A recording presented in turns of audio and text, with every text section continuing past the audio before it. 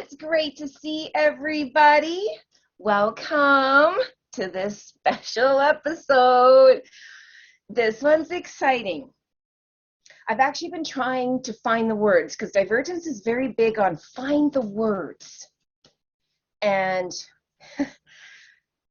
I've had the privilege of channeling some beautiful energies that I haven't quite worked with before. So I've been trying to find the words to be able to explain what their energy is like and how it's different from what I'm used to, which is my guides and my teachers, the Ascended Masters, because this energy is different. And this is what I love about Spirit. They always know how to bring in the information. Pages and pages, loved ones. I love to write. And so it all comes in, and then Spirit goes, now organize it. And it's daunting sometimes. You can see the topics, and it's just as I go through it, it's just piece, piece, piece, and working with who we are going to introduce you to today. Oh, it was a privilege. It's quick. They're clear. They're precise. And as long as you stay in their flow, my goodness, miracles happen. Ask my inner circle. This course could not have happened unless there are higher powers at play. And you'll see just by the content. That's why this is not me. This is not him. This is Divergence. And so, as always, we like to pull cards. Darren has been setting intentions over here to pull the one that our family needs to see. And so, Darren, I'll let you share that. Well, we just took out of the deck here, your home is protected by angels.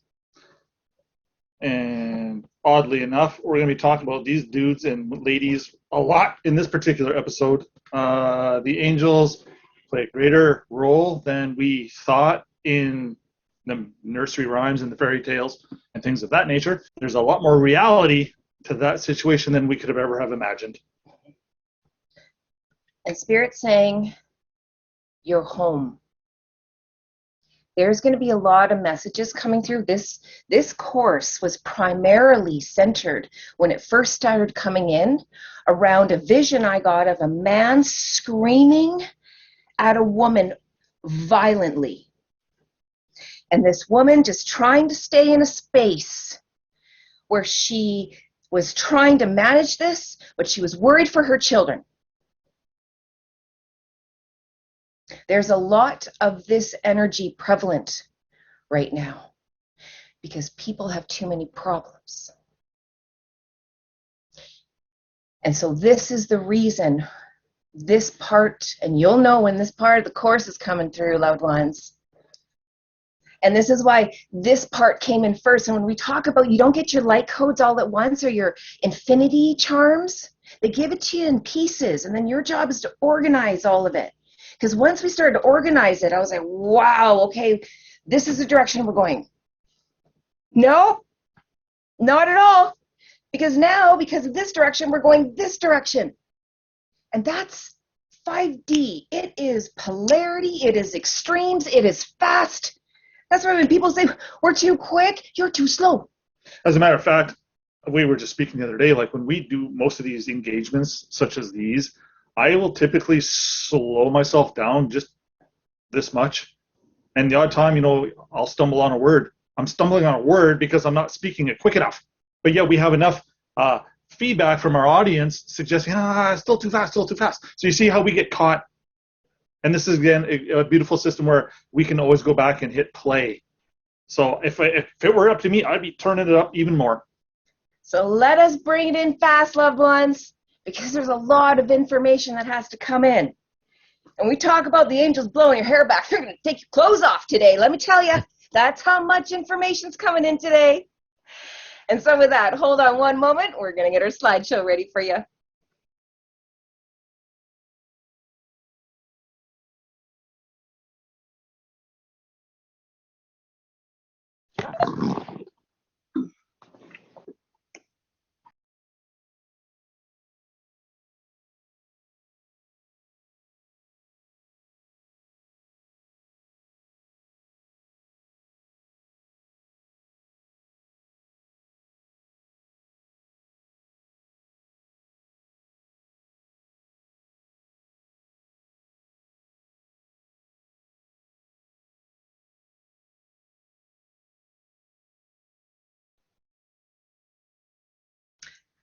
Okay, so as you know, we've done part 1, which is the power of we. Part 2 is the power of we, me.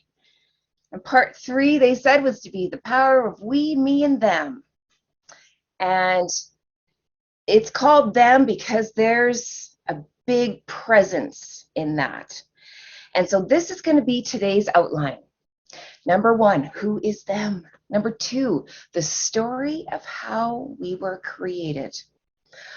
I first heard this story about a year ago, and it's taken me some time to absorb all of these new truths. This one is going to do a lot of, I remember this in you, and a lot of, is this for real? So just know that. But this is about you remembering. So on some level, as long as it's positive in nature, it's making you feel good, keep going. And I would like to just interject right here for just a second. The concepts and the principles we're about to, the incepts that we're about to speak about, this supports and goes along with ancient scriptures of all the fundamentals. This is going to help add and fill in dots and blanks and spots where, hey, some of those I don't knows. This is all working together. Again, I just want to throw this in here as well. The King James Version of the Bible, scripture generally, this was classified as a publication for the social public lunatics. There are other books, again, that were removed from the book as we know it, the Bible. And I'm going to suggest for good reason, there's a whole lot of other information waiting, but that information would be literally out of reach for those that can't get their heads or their hearts wrapped around the general idea of the Bible in the first place. So you can see how this thing just keeps going in layers, is what I'm trying to say. So there's a lot of layers that we're always talking about here. And this is why we were going to talk about the universal laws, maxims, and their scriptures. We are removing the scripture component of that this time. It was too much. We started to plunk it in. It's like, no, it was going. The maxims were enough. So we are reserving the scriptural breakdown and how it all ties in as probably the last chapter of this particular part, because again, that is an entire episode and some by itself. So this is why we're calling this series part 1. So today we're going to be talking about universal laws and their maxims. Now, before you start rolling your eyes and saying, oh my goodness, universal laws, I know about universal laws. No, you don't. If you knew about them, you would have everything you want and desire. So if you don't, you might know about them, but you don't understand them. And that's what we're going to give you some clarity on today. And when we start tying in some maxims, Darren went through these universal laws, and these slides you're going to be seeing, and to be able to have to go back and read, to go back to, we're talking about, remembering the game rules and how this all works. What about the universal rules? Much bigger incept that we need to comprehend to be able to get to, again, where we want to go, loved ones. So we're also going to talk about storm forecasters. We talked about the tornadoes and the stormers. Well, this is how you can forecast a storm coming to be able to divert or even negate it. How to become a storm whisperer. What to say. It's fine and dandy to be saying, okay, yes, there's storms around me. I don't know what to do. What do you say? We got lots for you in this course, as well as how to whisper to a high pressure system of another. So if you find yourself in a category 5 storm, you are going to know the words to be able to say. And so let's start. Who is them, loved ones? They are the light team.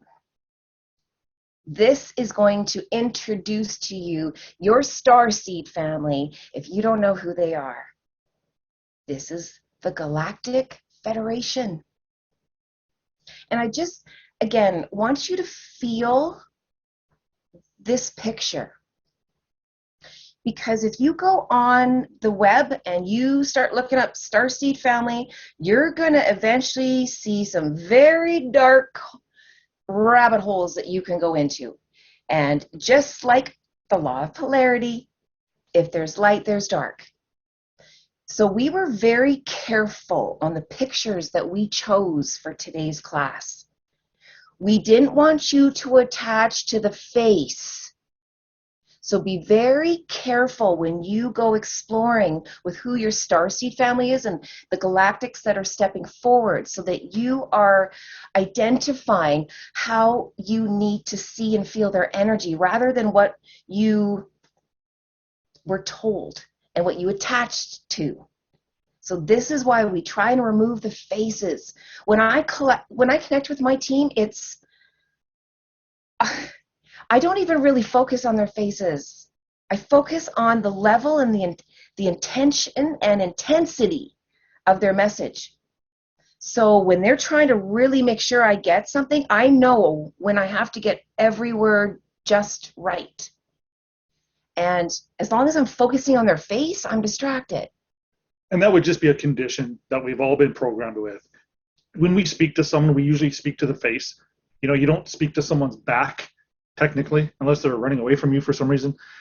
So we just have to be open. We need to be a little bit more vulnerable to new inputs, new ideas. And feel your way. If it's not feeling comfortable, because again, start exploring. This is going to activate so many light codes within you. You're going to hear certain species mentioned where you just become electric. That's what happened for me. And you're going to go exploring, and then you're going to be like, ah. So this is where follow. Let them guide you. Don't attach to the face. Attach to the feel. That's how you'll learn to identify with who's stepping forward, is how they feel. Okay, and so here's the next images I want you to feel, loved ones. Look at this. There's no anger. There's lots of color. I actually asked Darren, I'm like, okay, so we got to bring the light teams. I want you to start with Father, and then I need you to bring Jesus, and then the Galactic Federation. And he has a remarkable, and it's black and white. He's very limited in his colorings for you, family. So he's like, I can't draw this. It needs color. I would have did it in Injustice. So we did the best we could. These were the ones where Spirit said, yes, these are the ones. The one on the left is from a child. Look at this. Feel the energies. Every movie on Hollywood about aliens is about them coming and destroying us, wanting our world, our resources. They come from places they don't need anything. We're here to learn to where we got to go, where they are. This is why, look at their faces. The ones that are stepping forward are very much like us. The Lyrans, they are very cat-like. That's why in a lot of the history, there's that characteristic that comes through. But nonetheless, follow these pictures, and if anything, try not, if anything, to attach to the pictures.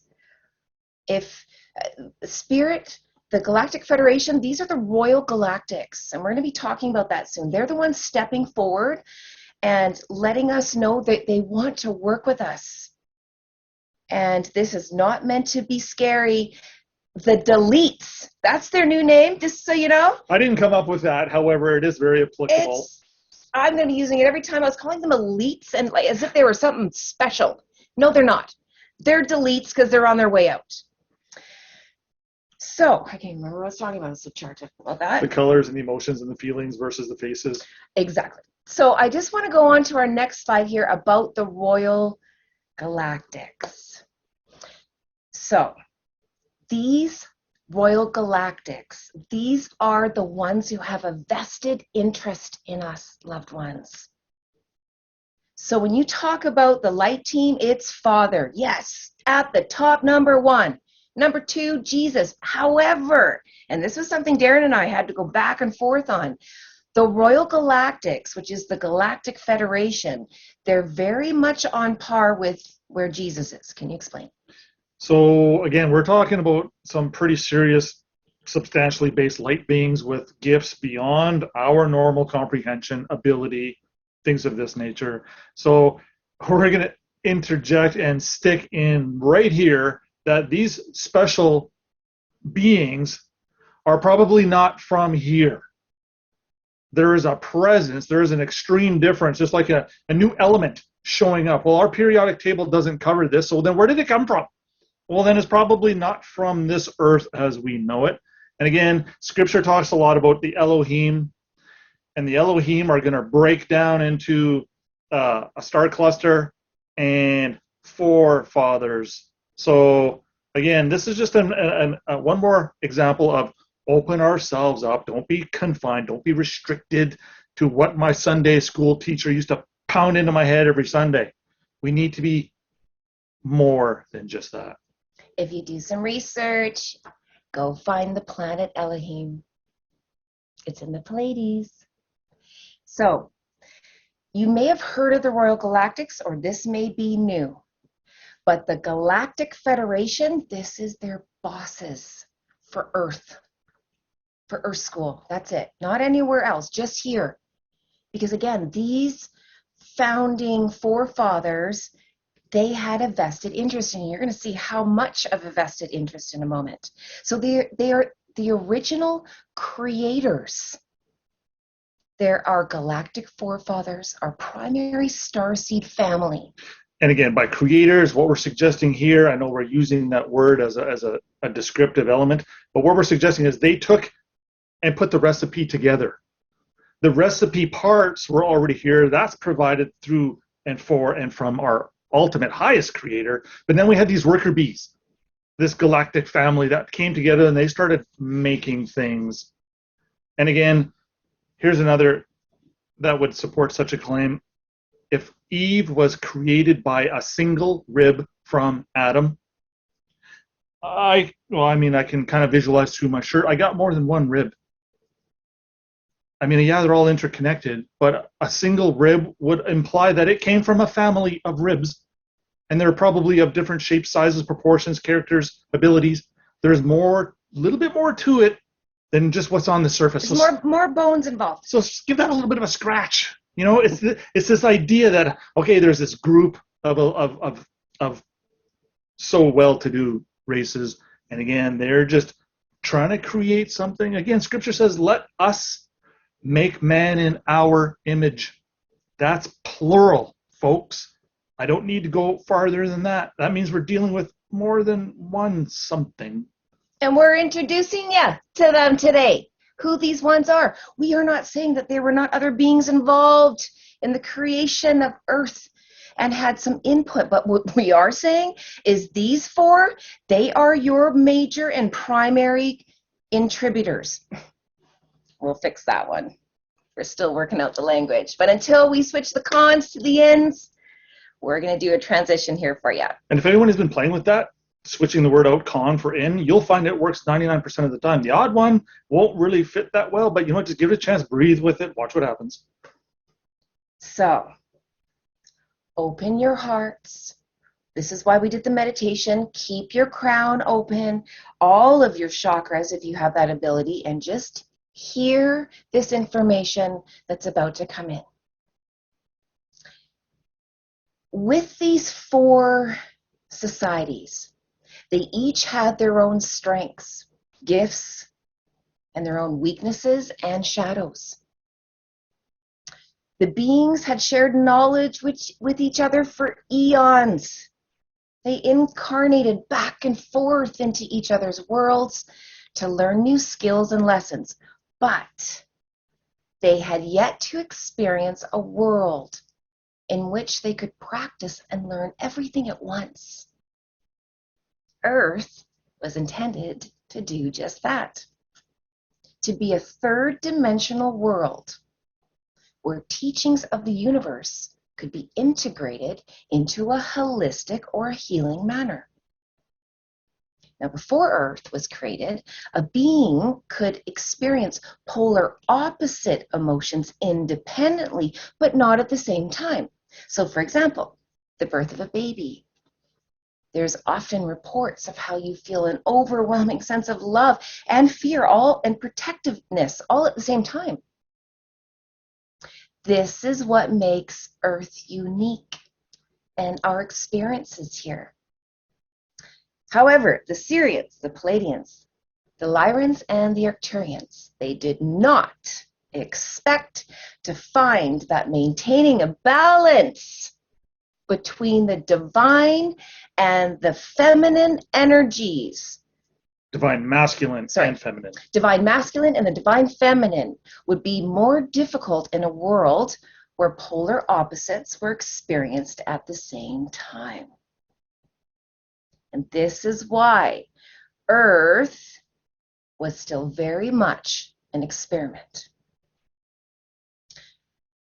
So with that, Darren already spoke about let us make man in our image. This has been a scripture that has been circled a few times. Who's our instead of my if it was father?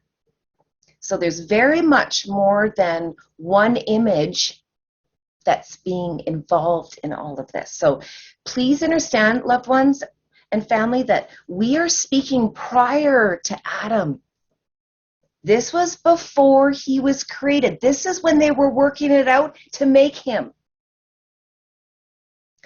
And it was important too that even though Father allowed these forefathers to be creators, to experiment, to take what they had learned in their societies to be able to develop something greater than themselves, Father will always allow that. But it set the stage for Adam to come in. And we were, I had to tap in going, okay, well, who gave Adam his breath? Who was it? And very much we both felt was Father. Is that the forefathers set the stage. Here's Earth. We've worked it all out. Here's the game. It's ready to go. And Father goes, whew. It's almost like an approval. You may proceed. Because nothing happens without Father's permission. This is what we know to be. And so, the Arcturians, they contribute,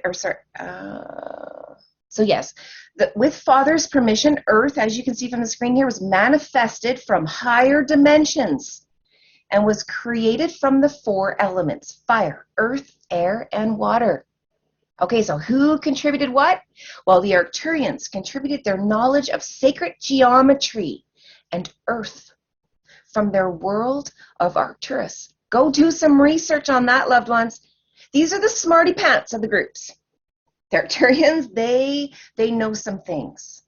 And this was a being that visited me when I was, before Darren even showed up, to remove implants from my body. Didn't say a lot, but when that being showed up, he was working. Very powerful beings. The Lyrans, again, these are the ones that have a little bit more of a cat-like face. They contribute their exceptional knowledge of technology and contributed fire from the Lyran flame. The Pleiadians. I very much resonate with the Pleiadians. They have a special interest in mankind. They are all about teaching unconditional love, unintentional love. Ooh, do you see how that just changed? Unconditional to unintentional. But we have to get rid of the un. It's now intentional love. Feel that. Instead of unconditional, it's intentional love. Ooh. Oh, I like that one. Sister Monica felt that one just like I did. So the Pleiadians, they contributed their knowledge of unconditional love, like I mentioned, and water from their home star system, the Pleiades. Go do some, goosies. Go do some research on the Pleiades system. You might find Elohim there, just saying. But look at water. Any water sign is emotional. This is why. And the Sirians, they contributed their knowledge of nature and creativity and air from Sirius. So the Palladians and the Arcturians, I'm just going to go to my next screen here, they infuse the four elements with their intentions until the elements infuse together to create Earth School. Now, the Lyrans and the Syrians, they work together to design and create the complex environment systems on Earth, and they seeded it with life. Whereas the Palladians, and which are the lovers, and the Arcturians, they're the smarty pants, the intelligent ones, they work together to design and create the matrix using universal laws. And it wasn't until I was reviewing these screens, it was just like, they're like, do you see? The whole idea was to create emotional intelligence. Look at that. To become emotionally intelligent. Okay, so what that's saying, family, is they made sure we had some primary universal laws so that we could remember how to become emotionally intelligent. And this is why Spirit said, remember the other rules too, not just the games. They are clues to helping you beat it. So it doesn't matter how much you've looked at universal laws before. As soon as it came up, I'm like, oh, yeah, okay, yeah, universal laws. They're like, and this is where they really are trying to let us see. Look at these laws, loved ones. The law of divine oneness, of energy and vibration, of action, cause and effect, attraction, relativity, polarity. We're not talking about gravity here. This is beyond that. There's lots of universal laws. These are the primaries. Just like there's lots of laws, and then there's the 10 Commandments. Same thing. So let's go through these. The law of divine oneness. This is the foundational law for all of the other laws, loved ones. You got to get this one or you're going to miss the other ones.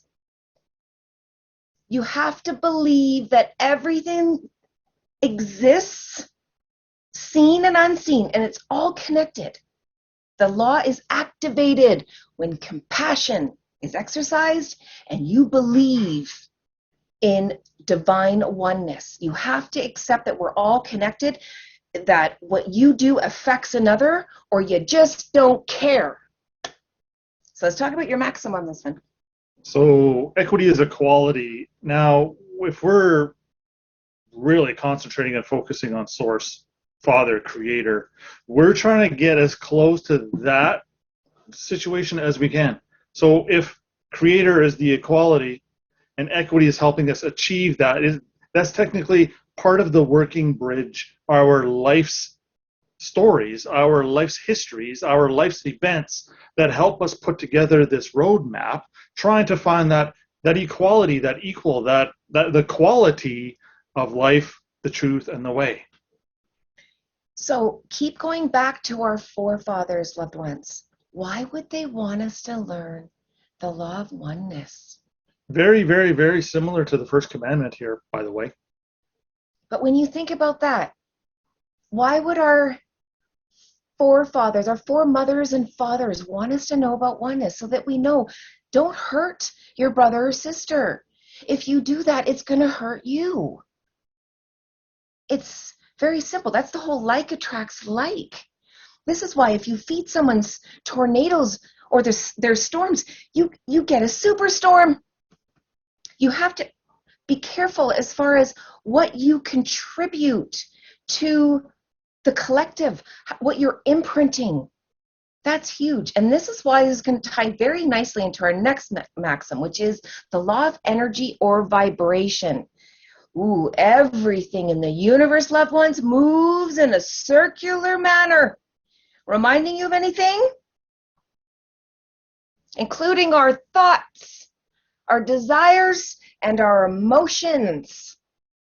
Each thought and feeling has its own unique vibrational pattern, and it will attract and combine with other frequencies that possess the same identical vibrational pattern. This is how you collect shitty energy. If you don't want to feel bad, don't hang out with energy that is of a low vibration. It's very simple. And if you are amongst it, get up and say, excuse me, and leave. There is such great power in that, loved ones. You're going to learn. People are going to start picking up on that. Why did you just leave and not come back? I'm trying to work on maintaining my energy, and I just had to leave because it wasn't making me feel very good. And just know that moving forward, if I just don't feel very good about anything, I'm just going to get up and leave. And they're going to learn how to treat you. And every time you don't like what they're saying, just get up and say, excuse me, and leave. They can't feed from you if you're not there. But if you decide to engage with them, it's going to turn into a superstorm. Your thoughts are interconnected, loved ones. And you will bring the people, the circumstances, and the events to you of whatever you think about most of the time. So hear that. Whatever you are experiencing in your life is what you are getting reflected to you from the universe on what you are thinking most of the time. So if we're focusing again on energy and vibration, these are inputs. These are things you invest in. These are things you acquire, you collect, you build. So equity does not require an idle gesture. What does that mean? Well, let's just look at the end of this maxim. An idle gesture means doing nothing. Idle, again, means you're kind of in neutral. It doesn't mean you're in reverse or forward. You're not going anywhere. Equity doesn't need you to not go anywhere. Equity needs you to put it in gear.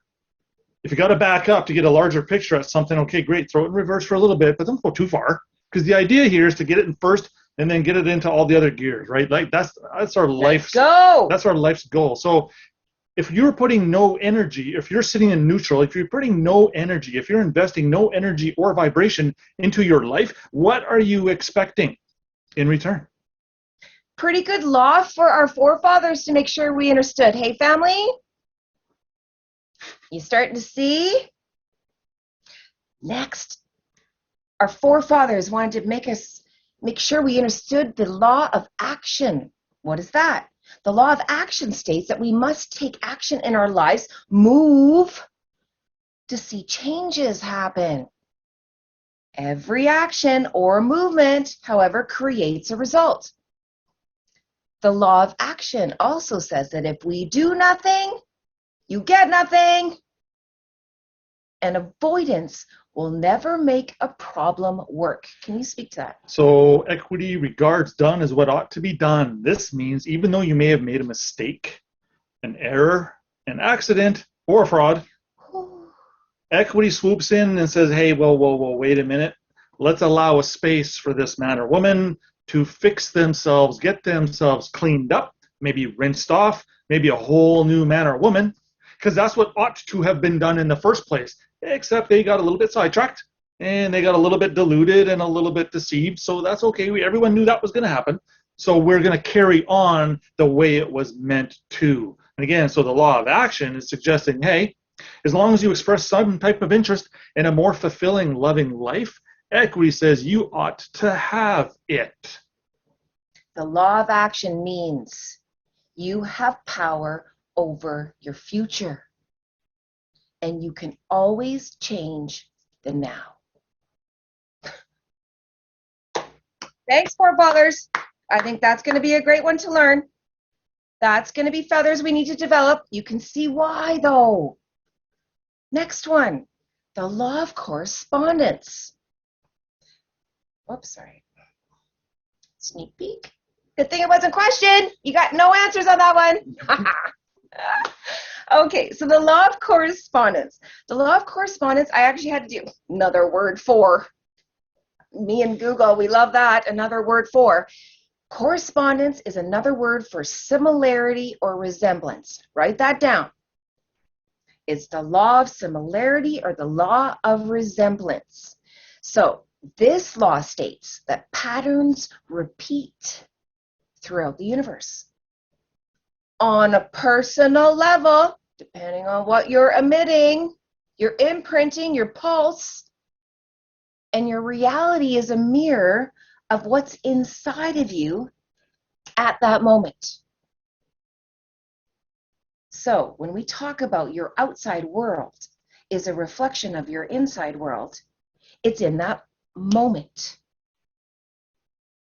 The law of similarity, or the law of correspondence says, if you're thinking this, you're going to get that. It's very simple. You think shitty, you're going to get shitty. If you think good, you're going to get good. Thank you, forefathers, for that one. So if you're thinking shitty, stop it. Change the vibration, change your input or your output so that your outside world can reflect something different to you. This is the whole as above, so below, as within, so without. More simply put, how you're feeling is what you're manifesting. So in other words, your current reality is a reflection of what you felt in the past. So this is the time delay that we have sometimes with what we think versus what we're seeing. So if you're seeing something you don't like, you might not be of a vibration where you can instantly change it. But as long as you stay in a higher frequency, you keep doing the we, you start getting happy, doing things. The law of correspondence must change. Your reflection will be different. So you become what surrounds you, loved ones. You are what you give attention to. And this is why it's so important to become aware of who and what you allow yourself to listen to be around, because it's impacting what's showing up in your life. And I got a vision where I saw loved ones eating their lunches, for instance, in a lunchroom. And they're listening to the chatter and just the low vibrations. And they're just sitting there going, oh my goodness. And they're having conversation going, wow. Stop. When you're listening to it, your silence is agreeance. So if you're not going to say something about that shitty vibration, get your ass up, go to your vehicle, have your lunch there. Go to a park, get away from it. As long as you are listening to it, you are succumbing to its spell.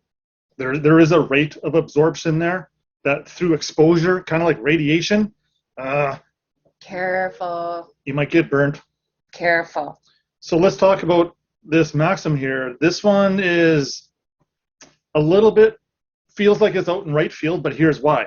If we had the ability or the right or the interest to express something through a correspondence, would we do it? Well, technically, yeah, we do it. We do it all the time. As a matter of fact, we took it to extremes when we corresponded with a bunch of dark energy and shook hands with a stranger and said, yes, I wish to participate in that. Now we're suggesting, hey, we got to fix that. We got to clean up that mess. And when we express a trust through a correspondence, you are now laying out a whole new dynamic where your life is going to change. Not just you, but the other entities in your life. It's all going to do a 180. It has to. This is all what these universal laws are talking about. When you got energy coming in at a certain rate and a certain trajectory, if an outside influence bumps it off course and gives it a kick in the pants, you got a whole new direction now. Well, again, this is why we're suggesting your new direction in life, when you now input to make everything better or at least cast or shed light on something, this scenario or this procedure cannot fail as long as you keep putting that energy in. Nice segue to universal law number 5, the law of cause and effect. That every single action in the universe produces a reaction no matter what.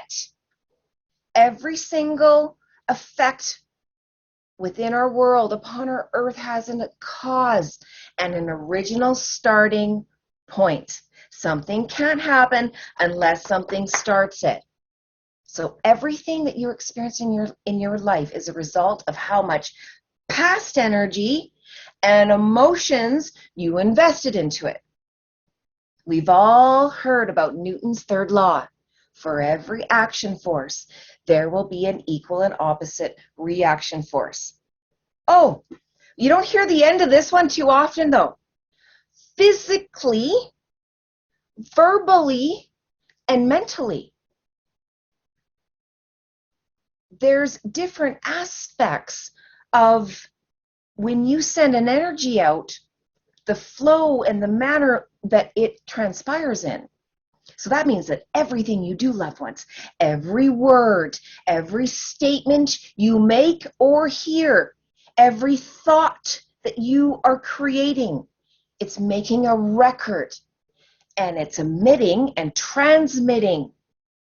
And based on that, you're going to get a positive or a negative feedback. So if you're getting a negative feedback, you're transmitting bad. You got to pick it up. And it's interesting, if we were to consider the legal system and its fundamental process is to show cause. If you got a complaint, if you got something's bugging you or something happened, you have to show cause. Cause means what happened and why do you feel like you're entitled to something. So equity imputes an intention to fill an obligation. This is cause and effect. If we go ahead and express that trust, like we were talking about the slide prior, now that trust is expressed, equity is now going to step in and make sure that it gets looked after, that it gets seen on down the line as done what ought to be done. So you can see how this obligation, once you start this ball, imagine that little snowball on the top of a mountain, nice warm sticky day, it doesn't take long. And that ball's rolling, and it's got some momentum, and it'll knock down trees. It'll knock a house over. You don't want to get in its way, right? So again, create a good cause. Create a better cause. Why? Well, because you want a better effect. Simple. You want better compensation. The law of compensation. Nikola Tesla said this best. My belief is firm in the law of compensation. The true rewards are ever in proportion to the labor and sacrifices made. So, loved ones, you're going to be rewarded for every effort, any energy you pay forward. Now, they said, that whole pay it forward. Whenever we felt the pay, it just didn't feel very good. That's why we like 4-word giving, and there's power in that. So forward is suggesting we're taking energy, we're taking intent, we're taking interest, we're taking all kinds of equitable love, and we're wrapping it together.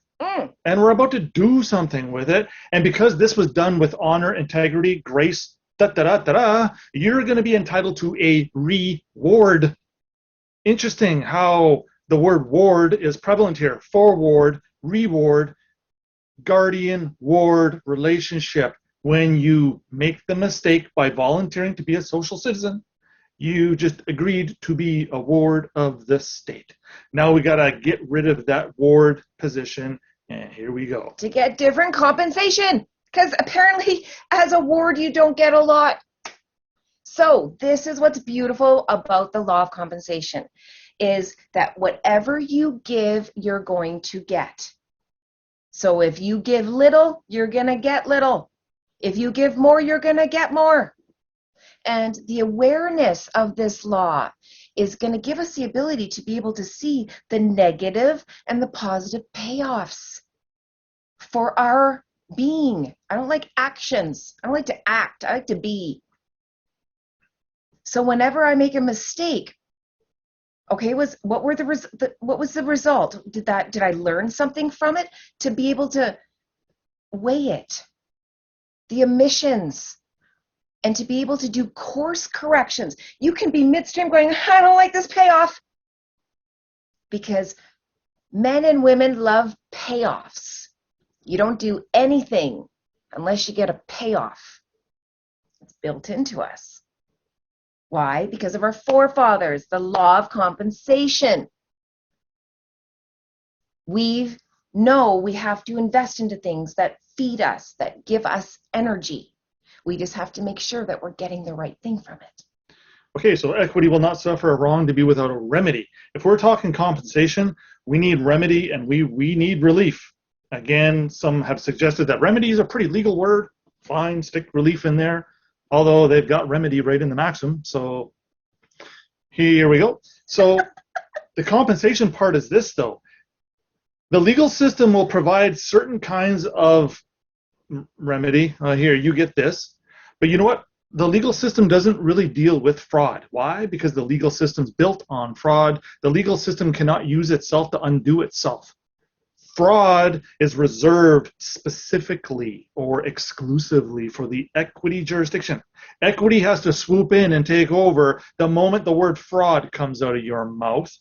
So if you've created a mistake, error, accident, omission, any of these types of things, legally, we need the grace and mercy of equity to come save our butts.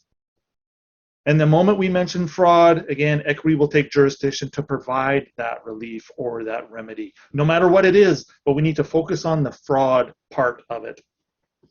Number 7, the law of attraction. Now, this is the most popular of all the laws. And Albert Einstein said it best when he said, imagination is everything. It is the preview of life's coming attractions. Yes, it is. Well, here's the thing. How come what we're previewing is not coming? So we can't say that we understand the law of attraction if we don't have everything we want. But the law of attraction stems from the fact that at every second of our existence, whether we realize it or not, whether we believe in the law of attraction or not, it's in effect.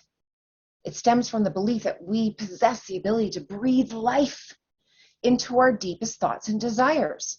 But how we do that has been very hidden. There is a process to it. And this is why even, when The Secret came out, so many people tried it, but it failed. Why?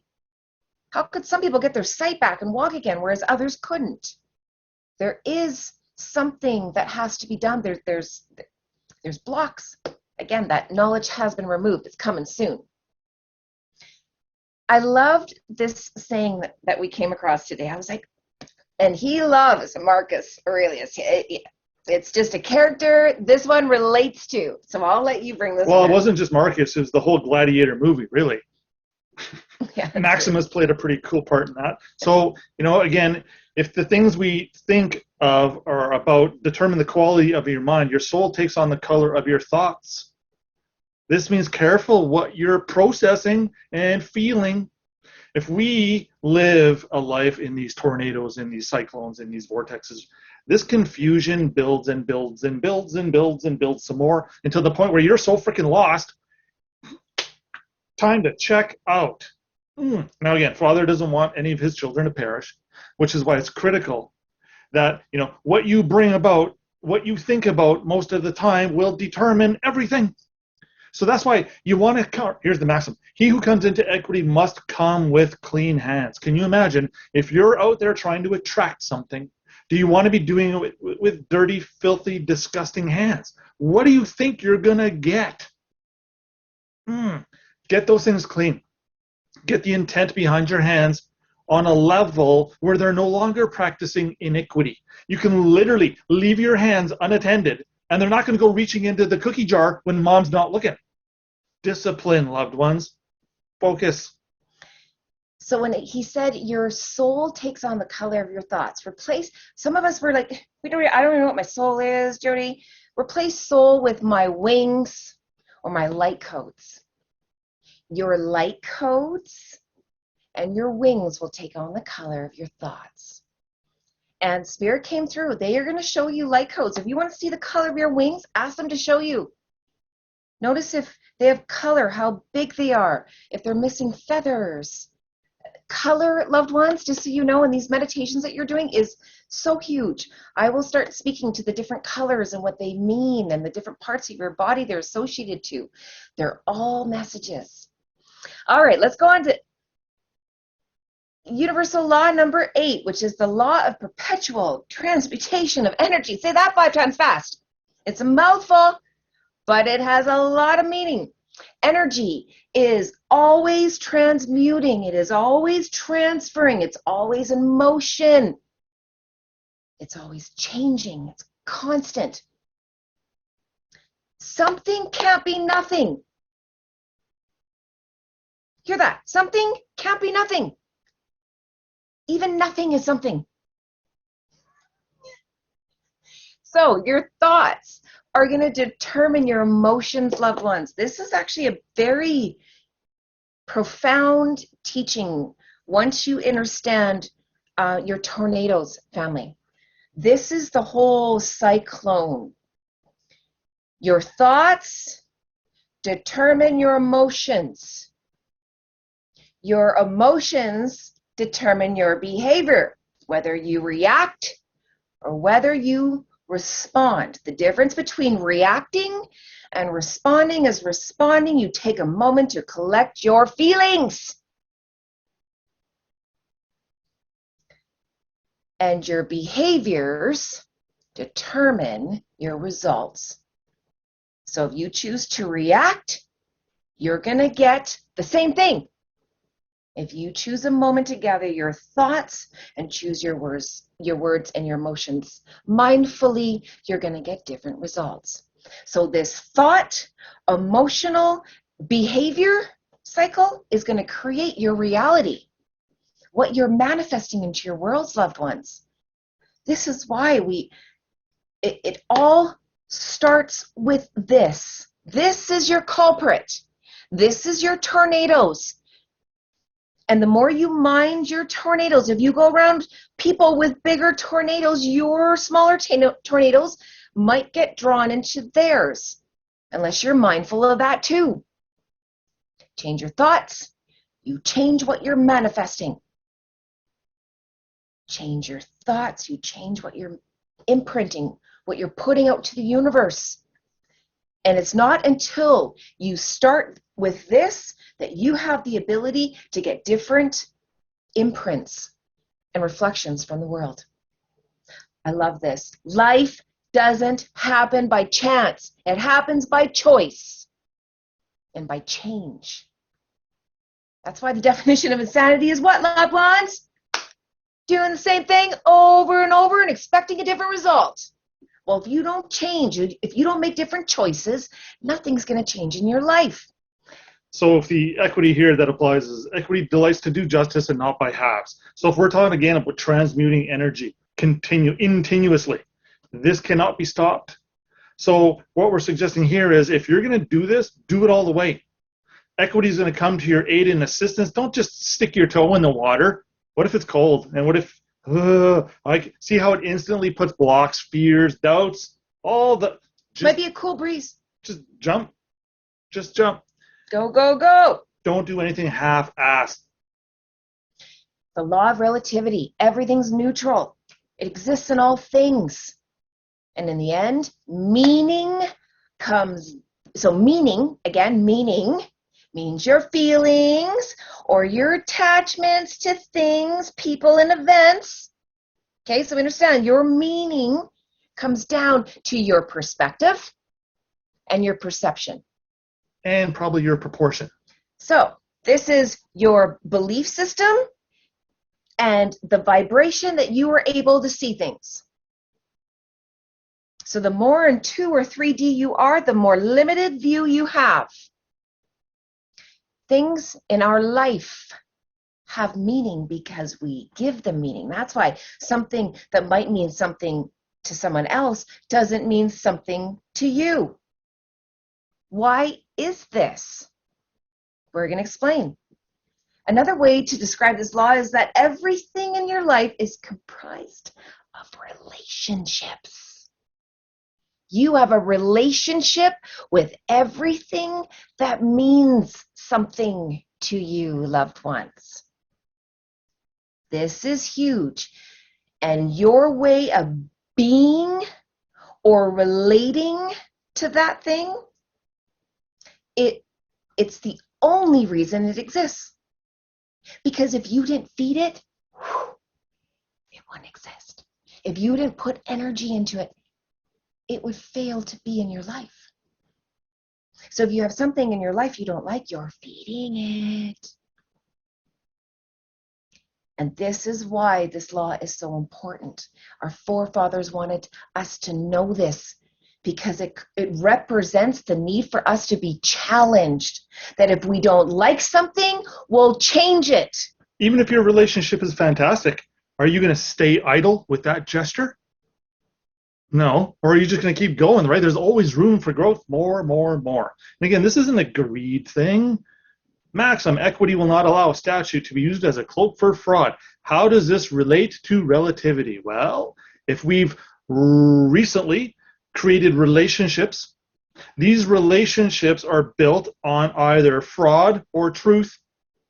So if we've built a relationship on fraud, don't you think that we want to be able to undo that one? Yes. Why would we be bound forever to suffer in a relationship that we created for sin purposes? This is why we need a second testament because there's no room for mercy or grace. So that's where this maxim comes in. Hey, let's undo the problems with the first testament, cure it in the second, and let's see what happens in the third. That sounds pretty amazing. Let's go to law number 10, which is the law of polarity. This one took 2 slides. We had to speak to this because the law of polarity, 5D loves polarity. It's you're excited and scared all at the same time. You don't know how something's going to be to happen, but you trust. It's that elevator, that roller coaster feeling. That unknown. But you're balanced within all of it. So let's speak to this. This law states that there has to be an opposite to everything in our world for our universe to remain in balance. So in other words, everything has a duality and a built-in opposite that can't exist without the other. It's no different than the law being the shadow of equity. Law would not exist unless equity was there to shadow it. Same thing. So if one side has the potential to exist by the law of polarity, thank you, universe, and the forefathers for teaching us there's something other than law. The opposite also has to exist to create a full circuit. Paradoxically, I had to practice that a couple times today. These opposing sides are also the same because they make up the whole. So the polar ends are both extremes of the same continuum. So within that timeline, it's that extreme. It won't be the extreme within a different timeline. It's going to be within that circuit, within what you have to learn. And the polar ends, and they're just as alike as they are different. So spare your brain. Here's an analogy. Consider a coin. The opposing sides of a coin appear separate, but they're 2 different sides of the same thing, and they're inseparable. So when you flip a coin, you could get heads, but there's always the potential that you could get tails. It's the potential for the opposite happening at any time. Either way, the coin is whole. So is the opposing sides. They're all the same, happening at once simultaneously. Now, here's where this starts to come together. Why is this important? Why did our starseed family, the Royal Galactics, why did we need to understand polarity? Because you can't have one side of the continuum without the existence and the potential for the opposite end. If there's a positive, there has to be a negative.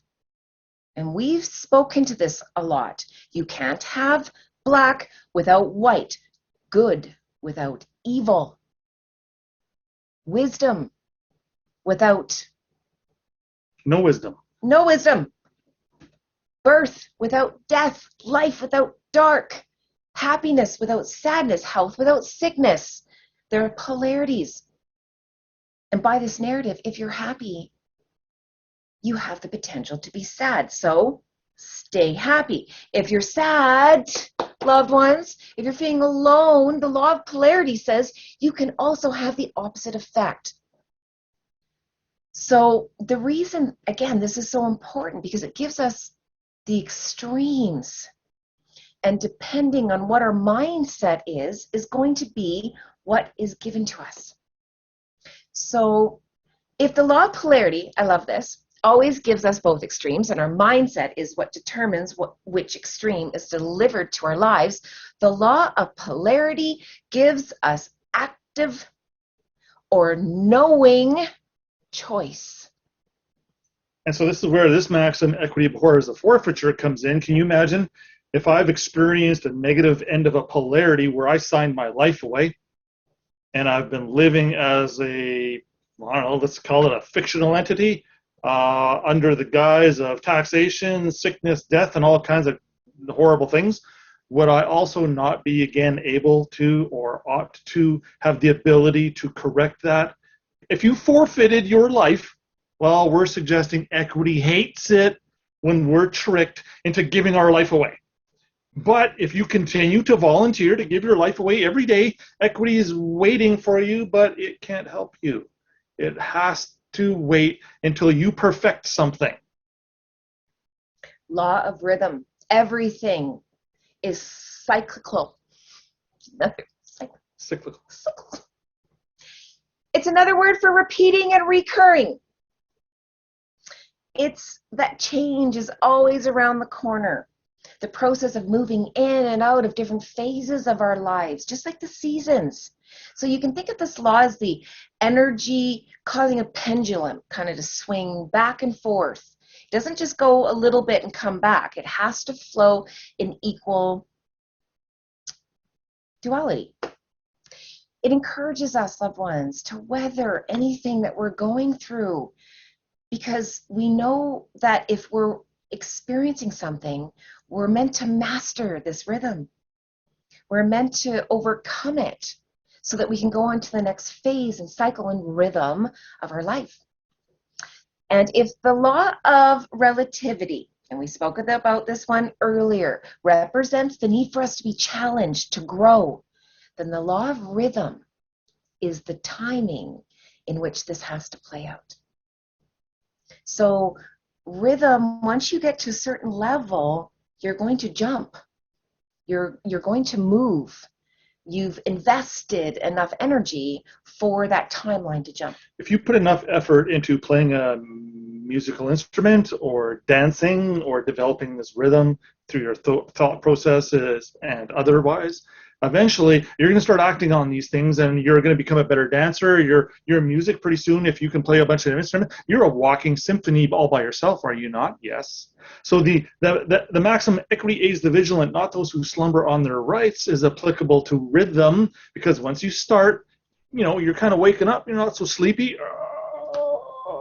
Movement. Wipe the drool off, whatever you got to do. But now you're starting to move and you're starting to exercise, you're expressing interests. Your birthright is something that belongs to you. All you got to do is say, hey, I'm going to develop a rhythm. I'm going to develop this whole process to be reunited with something I ought to have. But again, if you get halfway through a dance and the song stops, what do? Do you keep dancing or do you stop? These are some of the choices we need to consider. Keep dancing. The law of gender. This one's interesting, loved ones. If you go do some research on the web about the law of gender, most teachers on this give disclosures that this has nothing to do with the sex or the gender of whether you're male or female. It represents the male-female energy. Spirit said, wrong. It has everything to do with you, because everything has to do with you. When we hear and know of, for instance, parents putting on their children's birth certificates, they don't have a gender. These loved ones are confused. You're not thinking straight. Go back to your seat. Connect to Father. You're imbalanced. And if that ruffles your feather, it's because you're out of alignment. And I'm going to hold that mirror and strongly. There was a great flood once to get rid of all the abominations. The Lord our Father promised there wouldn't be another flood, so he kind of left it up to us to fix our abominations within ourself. Now, I know abomination is going to disturb a lot of you. Now, here's the thing. The system had a large contribution on disrupting these beings and evolving them into things they are not. And this is why we present, if there is a med bed that you could go into that would reset you to the original agreement you made with Father, would you get in? And do you feel you'd come out the same as you are now? Think about that. Because the ones that we see who have disturbances around genders, they're not stable. They have to go into fantasies. And here's one. Again, I just saw this on the news out of the United States maybe a couple of weeks ago. I don't remember her name or what her title was or where she was speaking. I think it was before the Senate. She was making some kind of a statement about something. I don't even remember what it was. But one of the senators asks this woman, "Is it possible for a man to give birth?" And guess what her answer is? Yes. Only things of this nature are allowed in the public. That public circus is a fornicating, it is nothing but filth. They've made us confused. This is the point. They've fed us things to give us hormones so that we play and act even more than we should, so that we can not deal with the imbalances within us. Problem is, a lot of this call it the gender movement. You know what? It's trendy, and it gets you a lot of hits on Twitter. There's certain coffee companies that'll actually not give you benefits, but will give you a sex change if you wish. Come on. They're trying to dismember and disrupt us. It's all Satan's doings. So here's the thing, law of gender. This is why Spirit's going, you need to know why we did this. Because it requires male and female energies in equal amounts and in balance to thrive. Tell a worker bee of all males to thrive. Tell a queen just to thrive. You can't, or just with a couple male worker bees, it doesn't work. They need to be in balance. They have to work together. Our world and our feeling and the amount of happiness and fulfillment that we have requires us to pull from male and female energies in any given situation. So when anything happens, we have to pull this. And if we have too many female or too many male, this is, for instance, in women, why we become too emotional. With men, how they get stubborn. It's about bringing balance to these, and if we have one that's stronger than the other, then we have to tap into that energy, as uncomfortable as it might be, and begin to develop it. Ask the little yous, where does this come from? It's probably a mommy or daddy issue, just saying. So the maxim that applies here would be equity acts in personam. And why did we choose this one? Well, I'm going to suggest, loved ones, that the darkest abomination, the worst one of them all, is to act in person. Persons is this fictitious realm that allows a man or woman to be anything they want to be. I mean, yeah, we were told you can be anything you want to be, but I'll quote my brother. He lately, in the last handful of years, now he's just poking fun at the situation, I identify as a light brown female porpoise with something and another something. Now, who's going to express a statement that says, oh, Dean, you can't identify as that? Really? In the public world, you can identify as anything you want. So that's why I'm saying let's hit the eject button on that public realm, because I don't want to be surrounded by this circus that's going on out there right now. And this is why the system accommodates for dead things wanting different titles. Yeah, whatever you want to be. So let's continue with the story of us and them loved ones. Right after a pee break. Well, we're just gonna finish off here just for a moment, and then we're gonna go. So our forefathers, they ensured that we had natural laws in place to help guide and to track our progress, so that we had the ability to learn, grow, and adapt on the fly if we wanted, very quickly if we wished. But we had to recognize and surrender to these basic fundamental laws. If we fight them, it's going to be a tough go, family. And so once the earth was created and seeded with life from our forefathers, attention was now drawn to how our species and our race was going to develop, as far as what we were going to look like, how we would live. And so the Lyrians, the Arcturians, the Palladians, and the Syrians decided that we would contain their genetics, but also the genetics in the organisms living on Earth. The Palladians insisted upon us becoming mammals as part of the unconditional love we were meant to learn, which was embodied by the element of water. The Lyrans insisted that men and women be motivated to work and survive, because remember, we were a little bit too lazy before. So they embodied the element of fire. Those are those ones that are driven, that are just have that innate ability just to, well, they can explode or else they can use it for good. We have the Syrians, which insisted that, we got to get rid of that word. I couldn't even say it.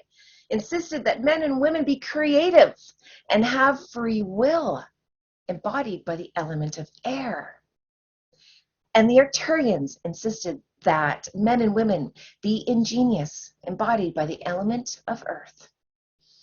The Arcturians and the Lyrans contributed to the masculine form of the development of men and women, and the Palladians and the Syrians contributed to the female energy. So continuing here, we just got a couple more slides. The Earth's creators seeded us first on one island. It was known as the island of Mu, or Lemuria. Notice how that word feels. Lemuria, loved ones. If that activates anything in you, you're probably from there.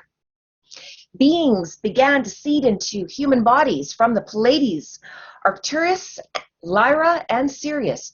But when they arrived on Earth, they realized a fundamental flaw. Experiencing emotions on Earth was very confusing. It was complex. And all they did was argue, not amongst themselves, within themselves. The first Lemurians spent all day wondering that they should create something beautiful, or maybe do something useful. If they should maybe gather food or build a shelter, but they didn't. All this pondering resulted in very little action. So the first men and women here needed to learn to integrate the new complexity of emotions before they could learn to balance the divine masculine and feminine.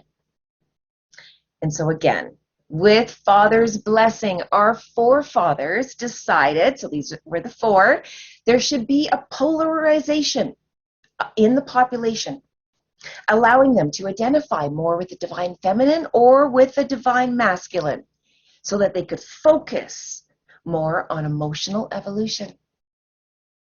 For these reasons, a second island was created, the island of Atlantis. Feel that, Atlantis. Lemuria embodied the divine feminine, and Atlantis embodied the divine masculine energy, and together they were balanced and free-flowing. The Lemurians and the Atlanteans coexisted for thousands of years in divine balance, while they supported the expansion of their collective consciousness. So this is a special tribute here to the Starseed Compass. We grabbed a lot of their information and then upgraded it from there.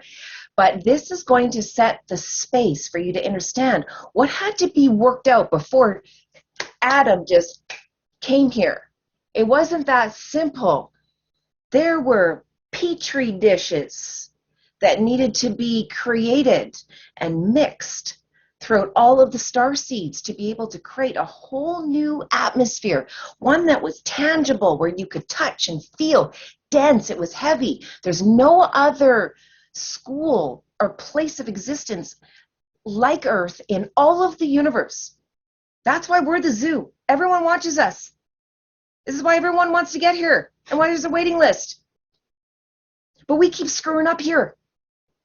And we keep not learning and remembering what we're supposed to do. And our forefathers are going, hi, okay, so now we're showing up. We're going to be coming into your meditations. We're going to be introducing ourselves through divergence.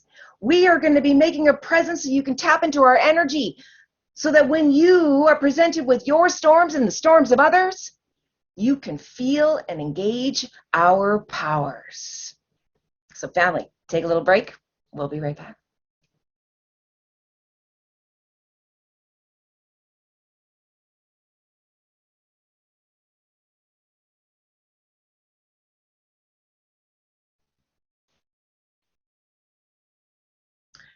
Okay, family, here we go.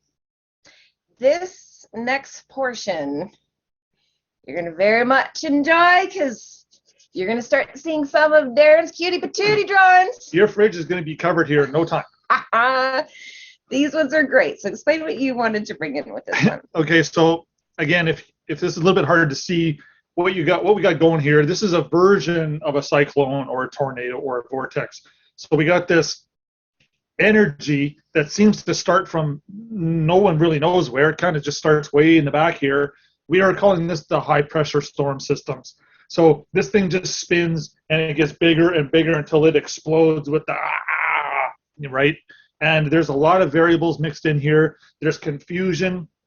There's, I don't want to say hate, but a lot of times there's hate. There's a lot of misguided energy. There's just this is what we would call a Category 5 storm, where it's just a mess.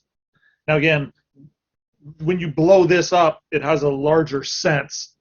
But again, there's a lot of layers here. There's a lot of history.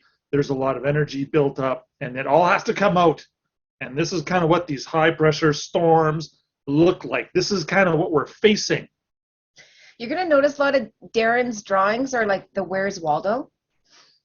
And the more you look, the more you're going to see. And so with that, let's get into it, family. Let's talk about how to be a storm whisperer. We've talked about how to do this. This is going to break it down on a level you've never heard it before. So first of all, we need to be able to identify and calm our own storms first. Please see law of correspondence and the law of attraction. This is what's beautiful. And also the law of cause and effect. Same kind of thing. As soon as you start identifying your storms and doing something about them, there will be a different result. So once we start identifying our own storms, instead of sitting back and identifying the storms in others and attacking their storms, which is just going to bring out our storms more, do you see how we don't do that, family? Why? Because we stay in our lane. That's why.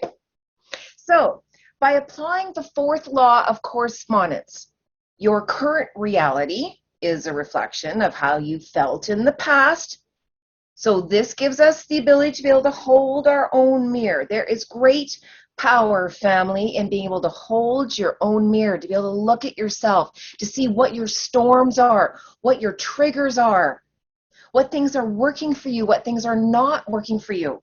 To be able to look at the law of attraction and to know, okay, well, I've been getting this because I've been thinking that. So I'm going to think this so I get that now. And I'm going to stay this as long as I need to until I get that. It's really that simple. And so this is why the little you meditations are so powerful. They will show you, loved ones, what your storms are, what your triggers are reminding them of. I have meetings with my little U's back. I've very much made peace with all of mine, but back in the day, I'd have meetings of 2, 3, 4 show up. And you're going to notice the older ones stand back, and it's the little ones that step forward because they're very vocal. They have no problem expressing themselves and telling you exactly what it reminds them of and who. They have less fear. And bless their hearts. But this is about now bringing all of them and making peace with all of them. They will show you, again, what it reminds them of. This is where the pain, this is the impact point. The laws spoke of this. This is where it all starts. If we go back to the start, all of this, if we make peace with it, it just doesn't happen. It doesn't show up in our field anymore. And the other thing, a storm whisperer, once we identify the different types of storms that can happen, we can develop the perfect whispers to lull any future storm to sleep. Think about that. That's what a storm whisperer is about. If someone comes in, roar, and you just do this, angels engage, wings engage, and they all of a sudden lose all their power. That's what we want to teach you today. So, first of all, you have to become a storm forecaster. Now, you can be a negative storm forecaster or a positive storm forecaster, and we're going to tell you about the differences between that.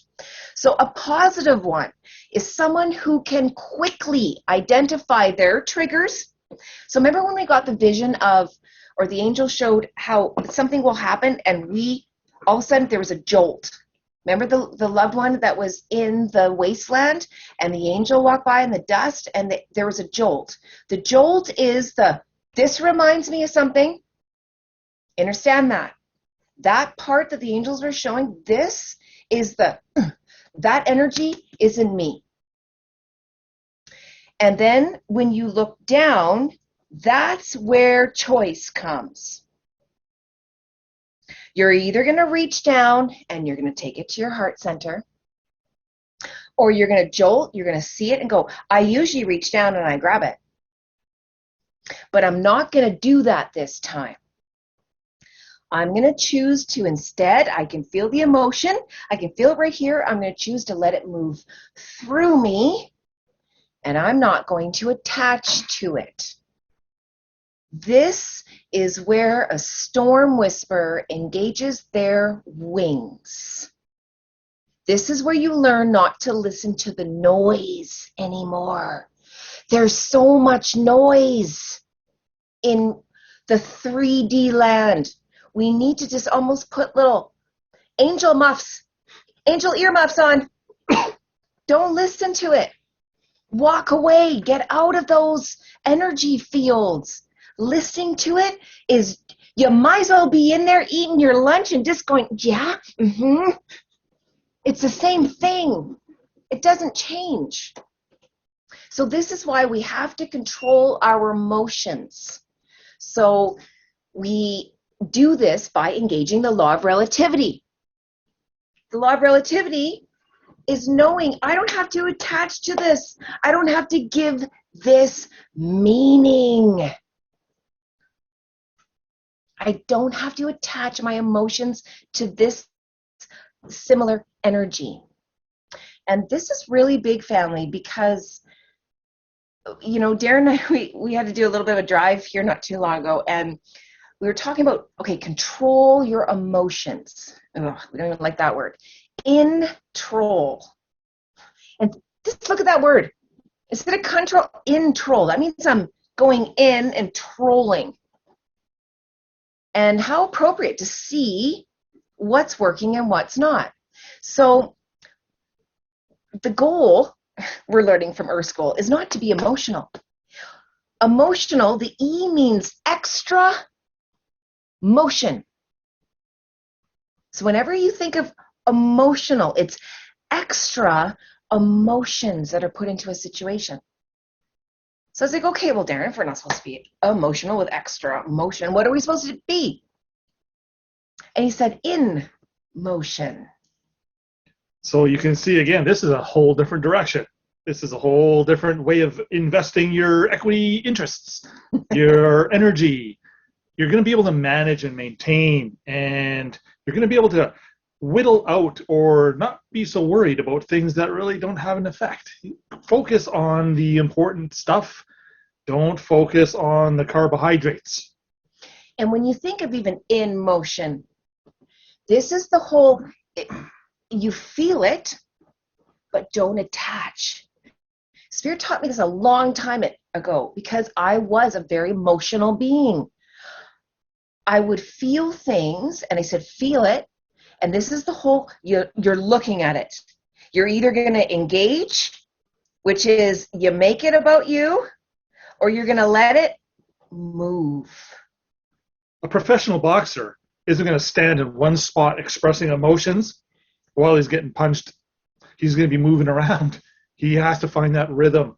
And by finding the rhythm, you're going to find space that wasn't there before. So here's another positive storm forecaster, one who can identify the storms in others and then choose words and ways of being to either diminish, divert, or completely negate these disturbances altogether. Now, we're going to talk about negative storm forecasters.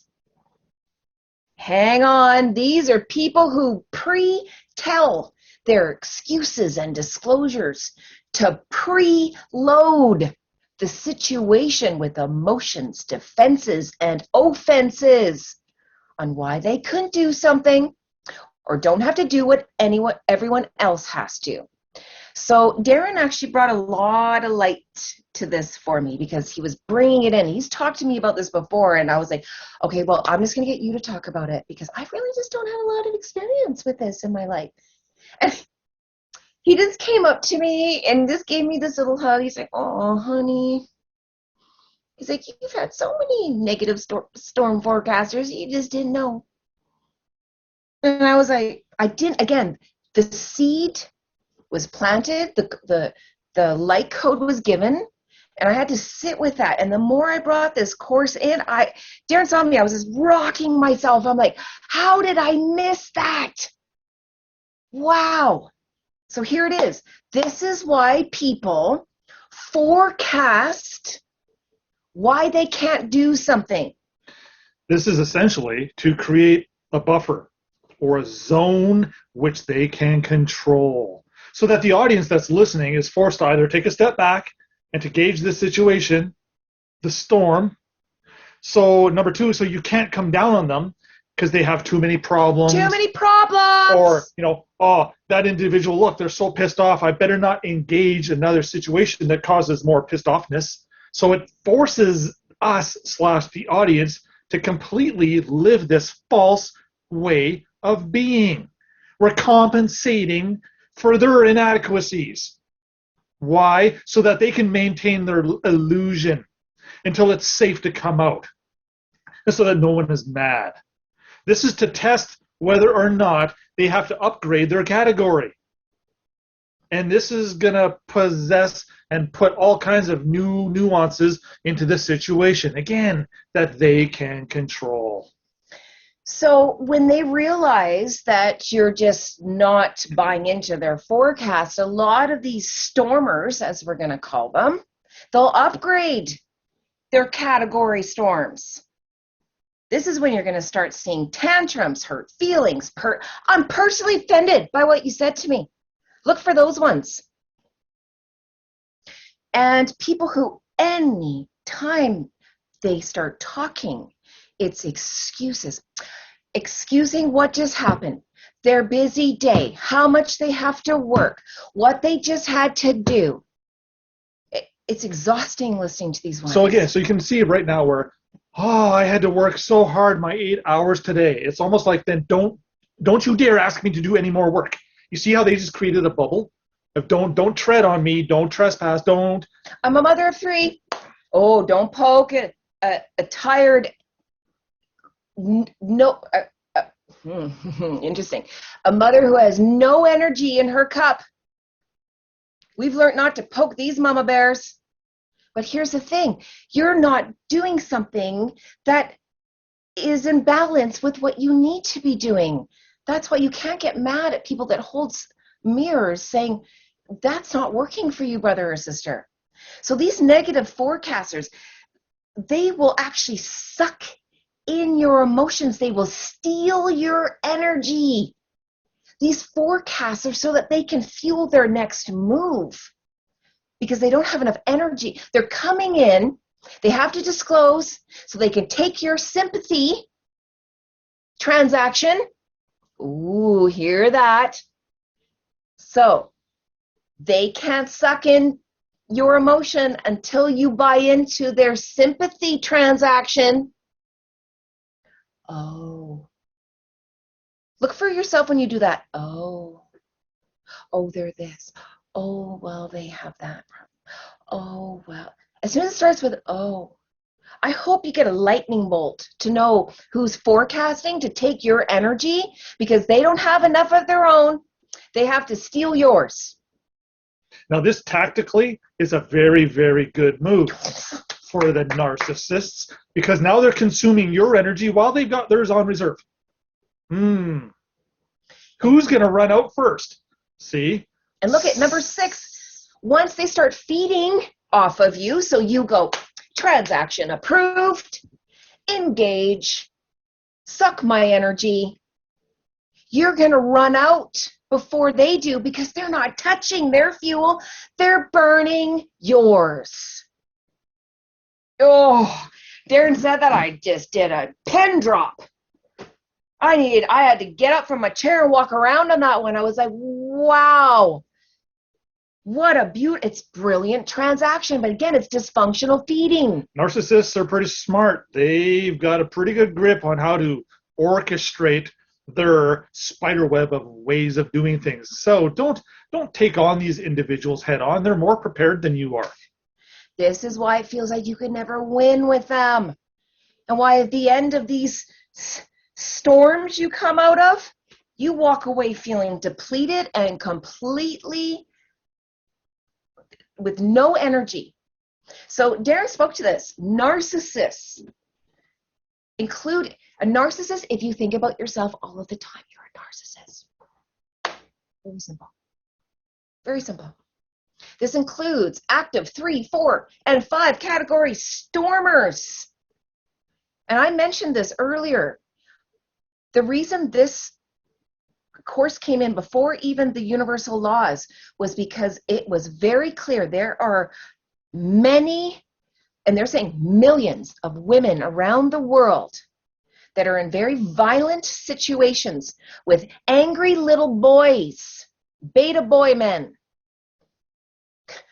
Forbid you're ever with an alpha who has unresolved issues. You're going to feel it even more. That these women are feeling trapped, they feel helpless, they're desperate, and these starseed children are in the mix of all of this. These women have no idea what to do, how to diffuse these situations, and they feel that their lifeblood is being sucked from them. I cried when I brought that vision in. I was, how do we help? What do we do? So this is for the, you hear there's givers and takers in life, loved ones. These are the takers.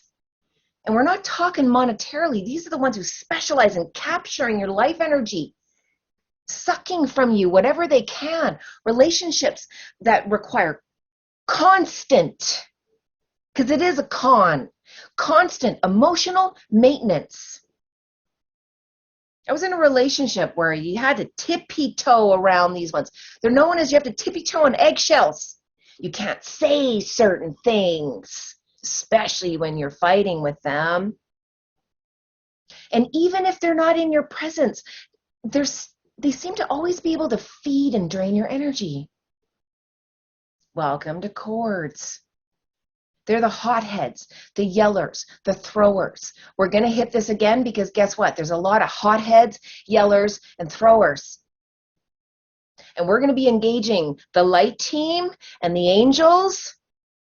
So you're not going to have as much power anymore, buddies. We're going to smack you with wings. And we're going to introduce an energy to these low category stormers they haven't felt before. So mothers, women, children, pay attention. We're going to give you some very needed tools that's coming through from your forefathers, that's going to give you the colors and the coding and the energy you need to do what you have to do to get out of the situation you're in. And so how do we deal with these stormers and ragers? Look at this. So again, this is just an expounded version of that other storm coming at you. When you see this energy brewing, and again, these narcissists, they're masters at taking a little bit of energy from you to feed that fire until it grows exponentially, and it is right out of control. So this is kind of what facing an argument with a narcissist kind of looks like. We got a lot of downward pressure. We got teeth in here. We got a lot of I want to say violence, but you know what? We got a lot of misapplied love energy. Let's just call it that, to the point where it doesn't even exist. This is just raw confusion. It's abnormal. It is behavior unbecoming a child of God.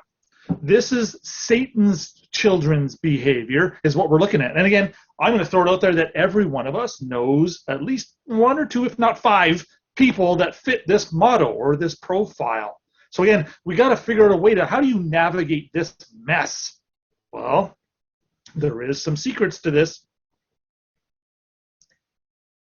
Okay, so I wanted to blow that up so you could see it. Yeah, there's some secrets coming in. Here's the next one. I'm going to blow this one up for you, loved ones. Okay, so when you got this guy, he looks like he's not throwing, but he's close to throwing. He's definitely verbalizing some stuff. A lot of tornadoes, a lot of... It's a storm. So let's say this guy's about a category 3.5.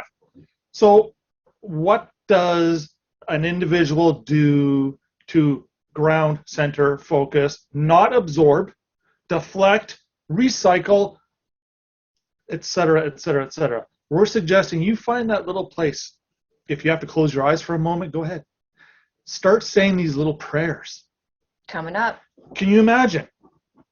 You got a screamer screaming, spitting on your face. Find the courage to just take a deep breath and say words like this. In this very moment, I call upon the loving energies of all my angels sent by my fathers to shield and guide us to love each other in this moment of need. But here's the cool part. Whisper these little prayers. When you got someone screaming, reply or respond with whispers. You're not allowed to talk. You'll ever notice as soon as you start yelling back, what happens? This is the greatest fight. This is the greatest moment of control. You're either going to gain it or lose it. Forfeit it. Give it away. Stop screamers with whispering. So we're going to start with number one. You have to split their storm.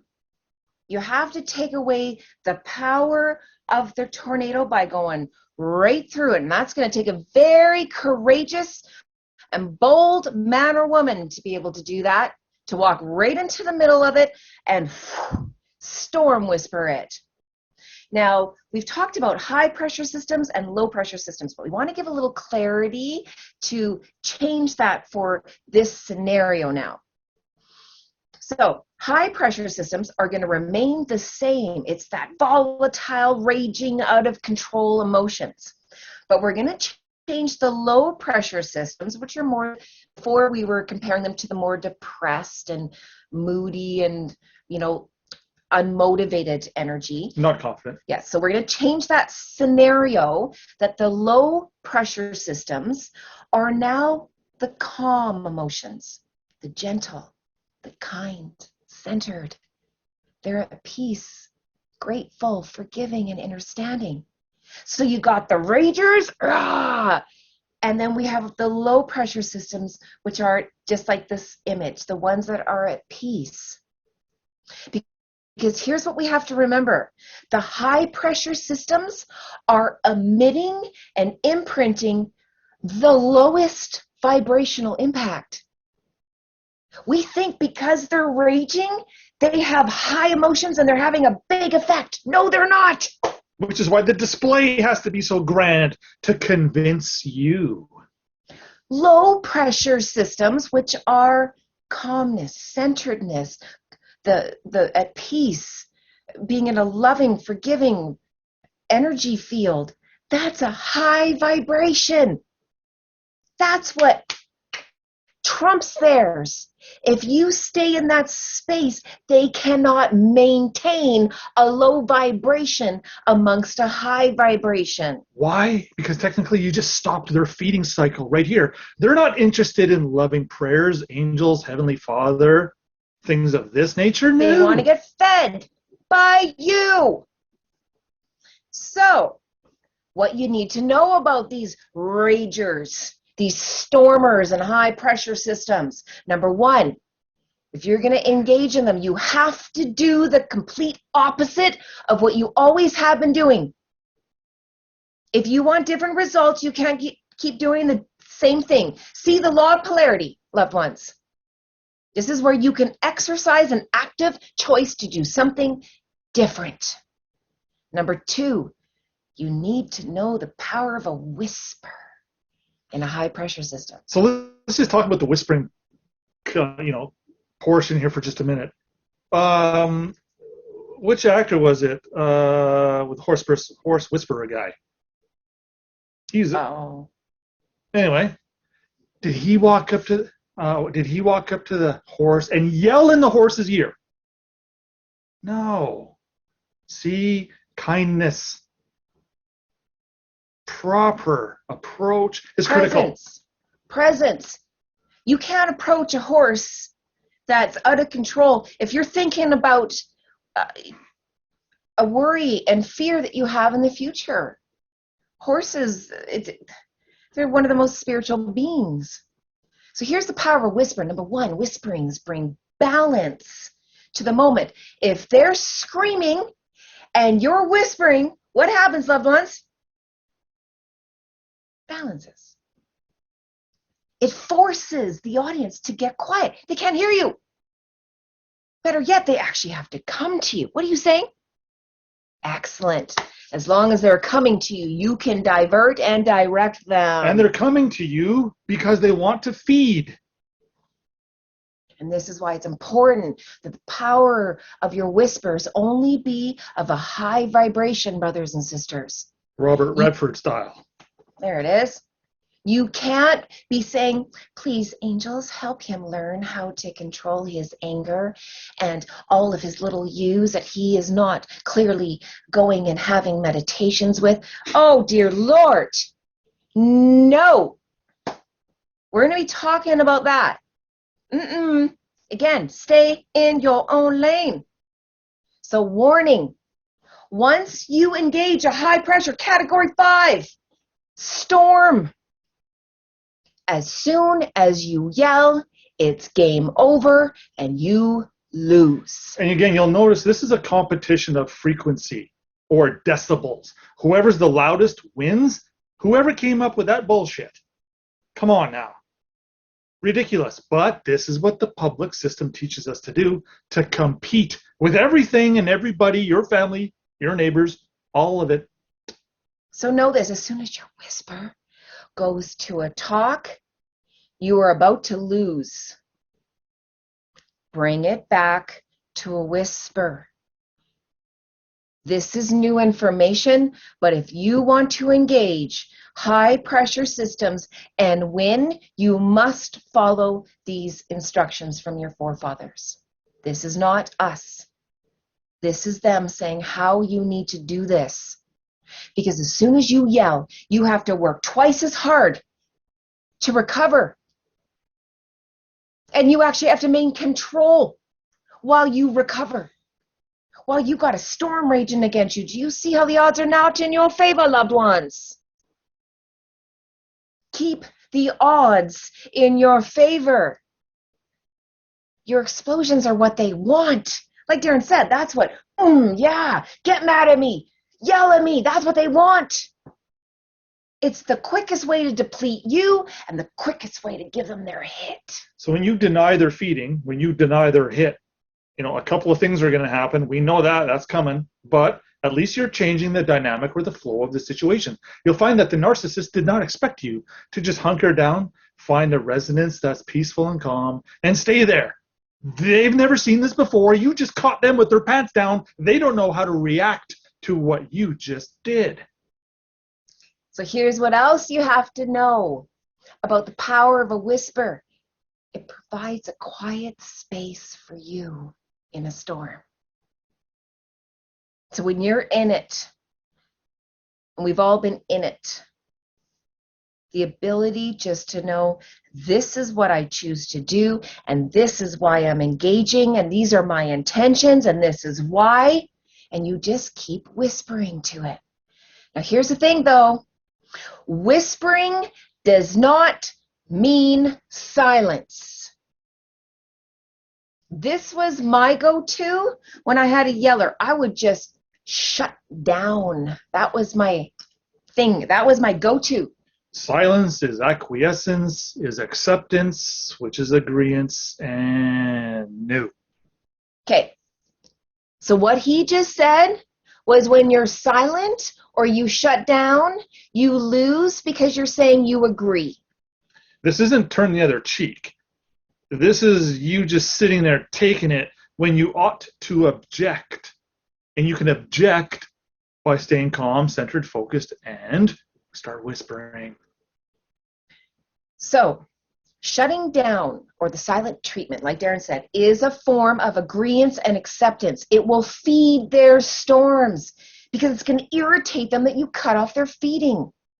The law of action states that we must take action in our lives. We must move if we want change to happen. So silence is really missing an opportunity. It's not exercising your trust in the higher powers, in your ability, and in the higher powers that are surrounding you. And so that's why, loved ones, we talk about being bold as a lion, because change requires courage. It requires you doing a new form of application. If you keep doing the same things, you're going to get the same results. So this is what's beautiful about being bold and choosing to engage your angels, because as soon as you engage your angels, you engage all of the light team. So let's talk about how to whisper to high pressure systems. So if you find yourself in a category 5 storm, here's what you do. Number 1, center up. What does center up mean? Ground and breathe. That's where you always start, family.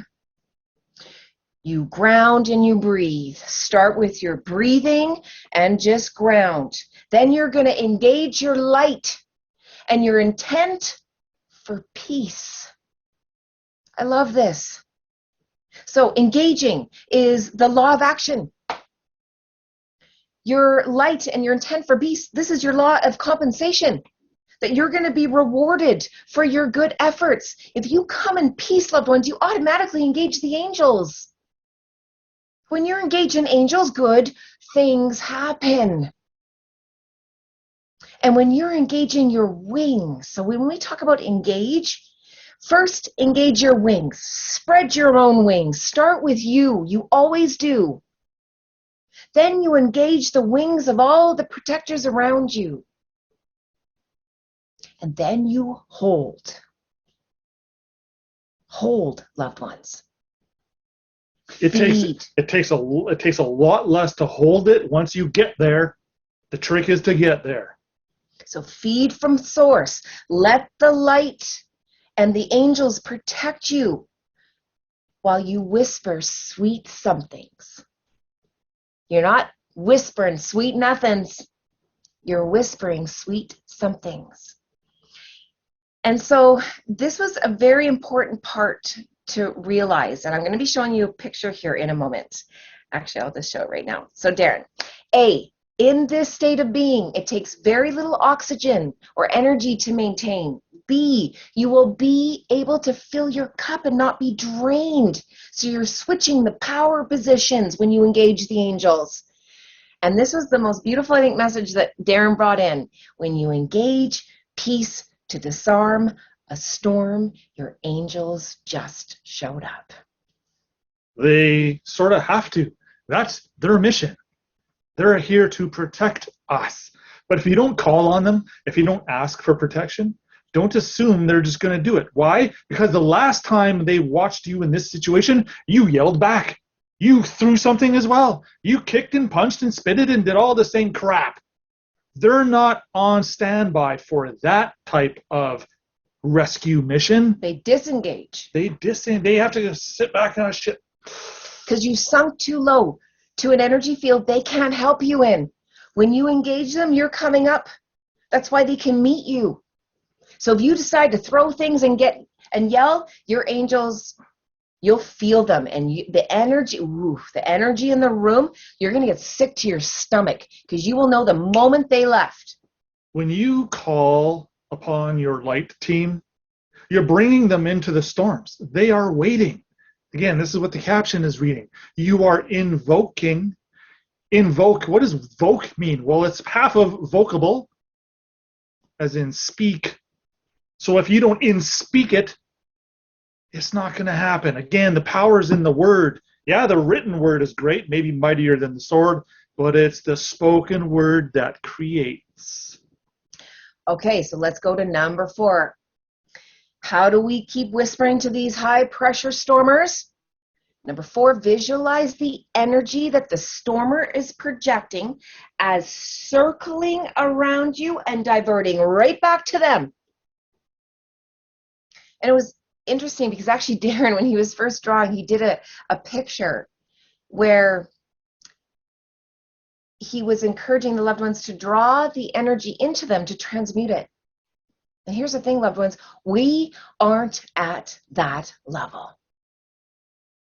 We aren't storm chasers and whisperers that are able to transmute that quickly. And this is why Spirit, we had to change the drawing even, and you're going to see it, because we had to not let you, loved ones, feel you. It was your job to take on this shitty energy that they're projecting at you and to send it back with love. That's not your job. Your job is to go, your problems are not my problems. Here you go. Right back at you, sweetheart. And here's my forces and my angels engaging so that your problems don't merge and blend with mine. There's another story I've got. This actually happened a number of years ago, again, out of the United States, something where burglars broke into a man and woman's home. They corralled the family, tied them up and sat them down in the living room as they were going to go do their burglaring things. And then the family, they all just started to pray. And they all kind of just probably whispering and found their little center up spot. And this is how this story ends. The burglars literally just put their shit down and they left. They knew because this family was invoking and bringing in a power that they weren't prepared to deal with. And they literally hit the eject button and they ran away.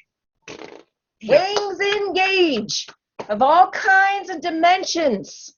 This is so powerful. And this is why if these stormers, they keep beacon, keep sending their energy back to them. As long as you don't attach to it and boomerang it, your energy is never going to run out.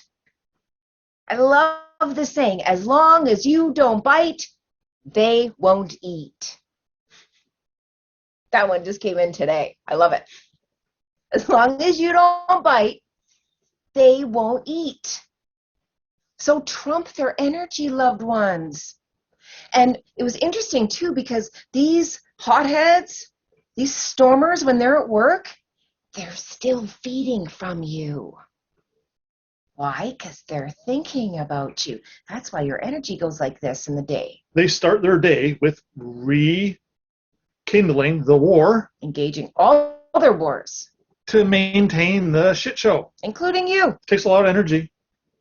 And so while they're at work, trump their energy by continuing. Whenever you think of them, they're engaging a chord. So know this. Even if they're not in your presence, as soon as you think of them, they're sending you energy. So just go, thank you, but no thank you. I'm just going to take that and send that back to you with love. And I'm going to send that back to you saying, I am not your source, and you are not mine. Source is my source. And the angels and my galactic family are protecting me at this time to remind me when these energies come to me, and I must return them back to you. Heart emoji. Loved ones, keep doing that. And here's the beautiful thing about that. As you send that back to them with hearts and these beautiful encoded messages, they actually start to feel better. They're going to come home with less storms because you're actually feeding them in a way that is nourishing them, not where you're a source for them. This is true subrogation, souring the milk, where they have to push the eject button, find another source of eating. Because you don't taste as good anymore for some reason, so they're going to be careful next time they want to take a bite. Excellent. You don't want to taste good to anyone, right? This is the good thing. So, soon the stormers, they're going to have to push the eject like we talked about. They're going to have to shut down. They're going to leave. They're going to have to come up with a new plan because they weren't expecting this from you. How do I deal with whispering? Oh, yelling doesn't work. What am I going to do now? Angels? She brought in angels? What am I going to do? Whisper back? That's not fair. Oh, let them be in a little angel storm. Excellent. Angels engage your storm. Beautiful. This is, again, part of what Scripture's talking about when Father says, hey, leave the revenge up to me. Well, where does that start and end? Or how do we start to control that? Well, we're defining it right here. Step back, allow the angels to roll in heavy and disarm everything in your path. Literally, knock the mountain out of the way. You do that, first of all, because the angels aren't going to show up until you get to a certain level. And they only show up when you get happy. When you start trusting, no matter what. Even when the tests come, you stay in your happy bubble. You don't worry about everyone's chaos thrown around you. You stay centered. You stay connected. Stay in your seat. Keep breathing. Yeah, the plane's going down. Things are flying around. It's okay. Just stay there. Await further instruction. They will test you. You have new rules of engagement. So, of course, they're going to be like, okay, well, where are your boundaries now? How much do I have to push you until you engage another feeding? So you have to be prepared for that. And the higher category storms you've allowed in your life, the more you're going to have to pull from your spiritual toolkit to fortify yourself and stay strong with your angels. And that's what's beautiful about all of this, is you have powers, loved ones, you don't know about. We're going to talk about the power of a white hole. We talked about black holes, vortexes.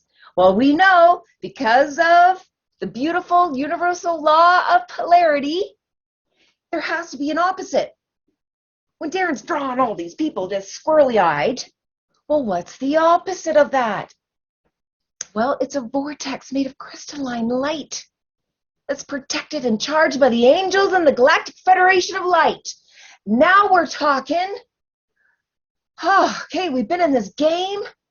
There was no mention of white holes in our 4D, never mind 3D. Well, guess what? They're there. You just have to visualize them.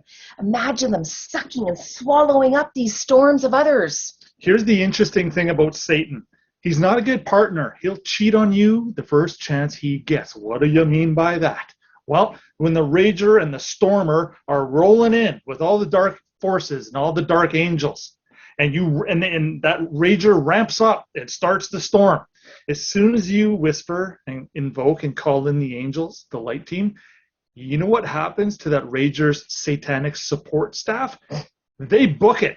They leave. They do a mic drop They on do a them. mic drop and they leave the Rager on stage with their pants down all by themselves, spotlight on. We're not taking on a white hole. Are you kidding? Not a good place to be for the stormer. Visualize this, loved ones. You were able to see the vortexes. Now see the white holes, these crystalline vortexes surrounded by the Galactic Federation that are feeding their light, saying, send anything you don't like here, honey. And here's why. And here's why that dark support staff, again, this is why they eject. Why? Because they are facing extinguishment. They have this innate nature. They want to survive. They will literally sneak and run away. They already know they're on the losing team. They're going to abandon their host. And now you've got you whispering, praying, invoking all the angels and all the good stuff. Sending all the dark things to the Galactics to take care of that you don't know how to. Do you see what just happened to this situation? You're a storm whisperer. You just soured the stormer's watering hole. So it was pretty hard to draw a white hole or squiggle out or a white hole. I was like, draw me a white hole, honey. He's like, how do I do that? But we did a pretty good job. I'm going to blow this up here for you, loved ones. This is the white hole. So a storm whisperer can deal calmly with any storm. All you got to do is just let the light team turn on the love vacuum and suck up all the darkness. That's what they're there for. Engage them. So now we got our angel shop vac storm vacuum with an infinite power supply. It doesn't need filters because look what's coming out. Or a plug. You see a plug? It doesn't need it because as it's sucking up the filth, look what's coming out of the top of the vacuum. Again, any vacuum or discharge of volume in terms of air pressure, what's going in is coming out the other end. Basic physics. And hearts. So now we're sucking up filth and we're blowing out hearts as exhaust. Sucking up filth and blowing out hearts. There's a hashtag for you. Feel that though, loved ones. This is why Darren had to change this. Is the vacuum was eventually going to be able to be you. But don't attach to that. Just know you got to bring in the angels at this point. Eventually, you will become a master storm whisperer. Don't you worry. The angels are going to show you how to do this by invoking them. But for now, let them do it.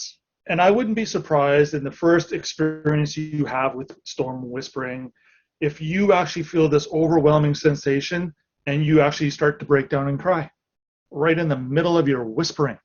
Now the yeller and the rager and the stormer is going to, wait, you're not supposed to be crying yet. What's going on? Again, the dynamic just changed. But you know what? When you're going to find this place of inner peace while you're sobbing with joy, not sorrow. Empowered. You're going to be, this is the polarity. This is 5D at its best, where you are crying, bringing in these higher entities, knowing I'm doing something different. I'm invoking new powers and ways of being because I want different results. I can't keep doing this. It's beautiful. Okay. We don't have too much more, family. So, number 7. Do not whisper anything about the instigator, the stormer, or what they're doing. Please be very, very mindful of this, loved ones. This is your only part of this strategy that could backfire. As soon as you start even whispering accusatory or, well, yeah, you're not that smart either, don't do it. Don't speak about them at all. Hunker down, put the bubble up, and only talk about yourself and your angels and how good you're feeling right now at the moment. Don't start to describe the accuser or the instigator. That's a trap. If you talk about them, they're being fed. It's that simple. So this is why number 8, we need to oh, wow, I just went way over that. Oh, sorry about that, loved ones. Number 8, the power of them, which is our galactic forefathers, the royal galactics, and what you whisper. So first of all, this is how you engage the storm of another one. Show the storm, or show the stormer that you can do a live meditation. That's what you're doing. The moment you start whispering, you literally just started meditating in the middle of a storm. Who has the balls and the ovaries to do that? You do. Especially when you begin to see a storm brewing, loved ones. This is when you start to engage a live meditation. Try it. Catch the storm at category 1. Don't wait for category 4.5 to try this. Nope. Start whispering about the power of breathing and the importance of it. How you do a white bath meditation. If you don't know what I'm talking about, you might want to go and check out our white bath meditations. Talk about topics surrounding safety, peace, love. And also start whispering about the angels. Begin sentences with, I trust in this. I know this will happen if I do this. I'm in the process of learning how to. If you want to upgrade, I'm in the process of learning how to. Upgrade it to, I'm in the process of knowing how to. Feel that difference? This is intentions next level. Number 4, I now call on my angels and all the helpers and healers of the light that can bring comfort and guidance at this time. Again, another prayer that Darren was talking about earlier. I can feel the answers coming in. This is why the angels say, call us in. What's the stormer going to do? Is he going to intervene right now and say, no, you don't feel those coming in? See how you've literally captured all that surplus energy of the moment, and you're recycling it, and you're using it for good. So check out these angel whispers. Talk about how you can call on them, and they come. How you can feel and you can see them now, the color of their wings. How they told you that they're going to step forward and they're going to come to you whenever you call. How they're guiding and trusting you guiding you to trust them at this time. At this point, you know what, loved ones, it's very similar to the little you meditation. But imagine you're the little you, and it's the angels now stepping into a meditation. How they promised to take care of you and protect you when you needed them, and how powerful and protective they are over you. And this is where Spirit brought in a message here. And they said, there is great power when you engage our powers and speak to them. Your best chance of diffusing your storms is to start whispering about us. This is to include your own storms, loved ones. So if you start getting pissed off, irritated, triggered, start talking about the angels and notice what happens. It's like trying to stay mad and yelling and smiling at the same time. Try it. Actually, when you're dealing with angels, try crying and laughing at the same, being sad and laughing at the same time. It's not going to happen. These energies aren't that extreme. They're not compatible. And this is what will take a stormer out of his normal world. They have to tap. They have to go figure out what to do with you. They got to go read some books. They need a new war plan, because their shit just went sideways and they do not know how to recover. And then when you get really good, loved ones, you can start whispering before their storms even get to you. You can actually tap into their angels. Okay, what's going on? What's brewing? What light codes and energy do I have to send them? Or you might actually just get the ovaries and the balls to leave. And to end an agreement that has been completed and expired. I don't know who has to hear that one, but that wasn't on the notes. So this is why, loved ones, we must stay happy. We have to stay positive in these category storms and then whisper all about it. Whisper from the rooftops. Literally, sweet somethings everywhere. That's why sweet nothings. There's more sayings out there. Oh, I'm just going to whisper sweet nothings into your ear. No, thanks. How about you whisper sweet somethings? Much better. And so, this is going to be important because those of you who feel weak, defeated, vulnerable, beaten up, for most of your life, hasn't been a situation that you could grasp onto or that you could use in the given moment that you're in right now. And this is what's beautiful about this strategy is victims, the ones who are weak, this is the easiest strategy you can do because of how little effort it takes. It literally takes no energy to just put a little smile on your face, recognize, hey, this is just 3D. This will pass the moment I get control, and I'm taking control right now. And when you start whispering, you're going to find that your heart rate is going to slow. Your body's not in fight or flight. Your body's in peace and love. You need half of the heart RPMs to deal with this. This way, your body is not, producing all those crazy chemicals and hormones and things to deal with this situation.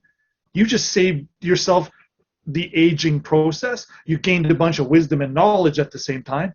And again, it takes very little input. It just takes a little bit of courage and a bit of knowledge. And you're not going to be scared of no 3D or throwing a tantrum anymore. Why? Because you got angels in place, guides.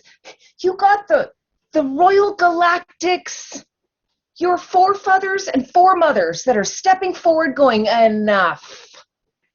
And you need to know that this is a type of energy and powers that you are engaging in these moments, that there's nothing to fear anymore. You're not alone. This was the biggest message. The angels, the galactics, they just kept saying, you're not alone. There are so many they're just out there going, what do I do? There's nothing I can do. Yes, you can. Listen to the guidance that's coming through right now for you. You are just a moment away. You are a universal law away from deciding and choosing something greater and better for yourself. That's what's beautiful. So here, warning, loved ones, please, if you are going to engage and you are going to take on your storms, do not laugh at your stormers. Some of us have a tendency when things get uncomfortable, we have this little nervous laugh we do. Don't. It's disrespectful and it will have the opposite effect. I used to do it with my stormer. I would just laugh because it was so ridiculous to me. I couldn't help it. I was like, look at you. Oh, it never went well. Don't do it. The other thing you have to know, loved ones, is they will test you at least 3 times. Again, this is finding new boundaries. They had to take a whole new course of action. They got to go find a weakness in your armor all of a sudden. When you going to feed? When you going to feed me? When you going to feed me? When you going to feed me? So guess what? If they keep doing this, when you going to feed me, maybe you should just stop being a source and get out of there. They're going to get hungry. And like a hungry dog, they're going to go start looking somewhere else for an easier meal because your wings don't go down so good. And if you're in a relationship where they keep coming at you, it's an expired soul agreement. If you are engaging the angels, if you are doing everything within your power to keep your peace, and it will not stop, it is a storm that is engaging because you are meant to leave. Do not stay confined of your belief systems that have been put in place. If it's causing you harm, it's causing you pain, it's not allowing you to grow. Breathe. And you're waking up every morning miserable. If you wake up miserable and it takes effort to get happy, you're in the wrong place. And if your next question is, yeah, but I don't have enough money to leave, I can't get up and run away. Well, that's why Divergence is also doing all the Express Trust stuff so that we can also solve the monetary deficit. So now it's about bringing your vibration up so that you can get to a place where you're able to engage higher powers to get you out of your situation financially. But you must take laws of action. You got to step up. You got to make the change. You got to do it. You've been warned. You've been told. We love you. We're going to be going in. This is just part 1, loved ones. We're going to be going into how to become a storm master, how to get extra light codes and infinity stones, and how to share them and manipulate them with others. And again, I don't even know what we're going to talk about next. I'm going to stop talking about too much about what we're going to talk about next, because we don't know until it gets launched hours before. And a nice little exercise would be start formulating some of your whispers. Have them pre-thought out. Again, they don't need to be a paragraph. It could be 2 sentences you just repeat. It doesn't matter. As long as it has a loving vibration behind it, it's going to work. So start developing some of these things. And if you get really creative, I don't know, throw a maxim into them once in a while. Watch your eraser go, what the hell did that mean? Oh, we're going to have you quoting scripture after that soon enough. Yes, again, we had to leave a whole episode just so we can start infusing scripture because it's just too much. So this is going to be an episode you're going to have to watch a couple times to process, to be able to gather all of the messages within that. But there are different levels and layers of wisdoms. This is why it's so important. Grab your phones, give us a feels. Let us know how this impacted you. You're going to be able to go back and look at this eventually. And the more you watch this, every time you watch an episode, you're more than welcome to give us a feels. Let us know what layered and what you were able to connect. Because you'll notice feelings are living and they evolve. Absolutely. There's being emotional and then there's being feeling. We're trying to encourage our loved ones to get to the stage of feeling where you feel it and let it, again, move. Emotional is when you capture it and hold it. Very different. Okay, loved ones, we love you. Welcome to the light team. This is where we're going. And we got these beautiful forefathers, our Royal Galactic family, stepping forward. Start doing some research on them.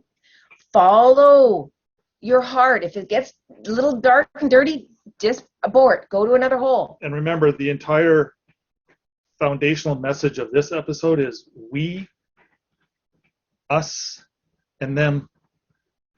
Put this thing together for yourself. Don't leave one of those out. You need all of it to work. We need all of us. We need all of you. And we need all of them. It's a combo. Come on, family. We can do this. This is the whole point of we don't need a lot of us. This is why they're stepping forward, because if they can just work with a few of us, we can help everyone else. All right. We'll see you next time. We Bye, love everybody. you.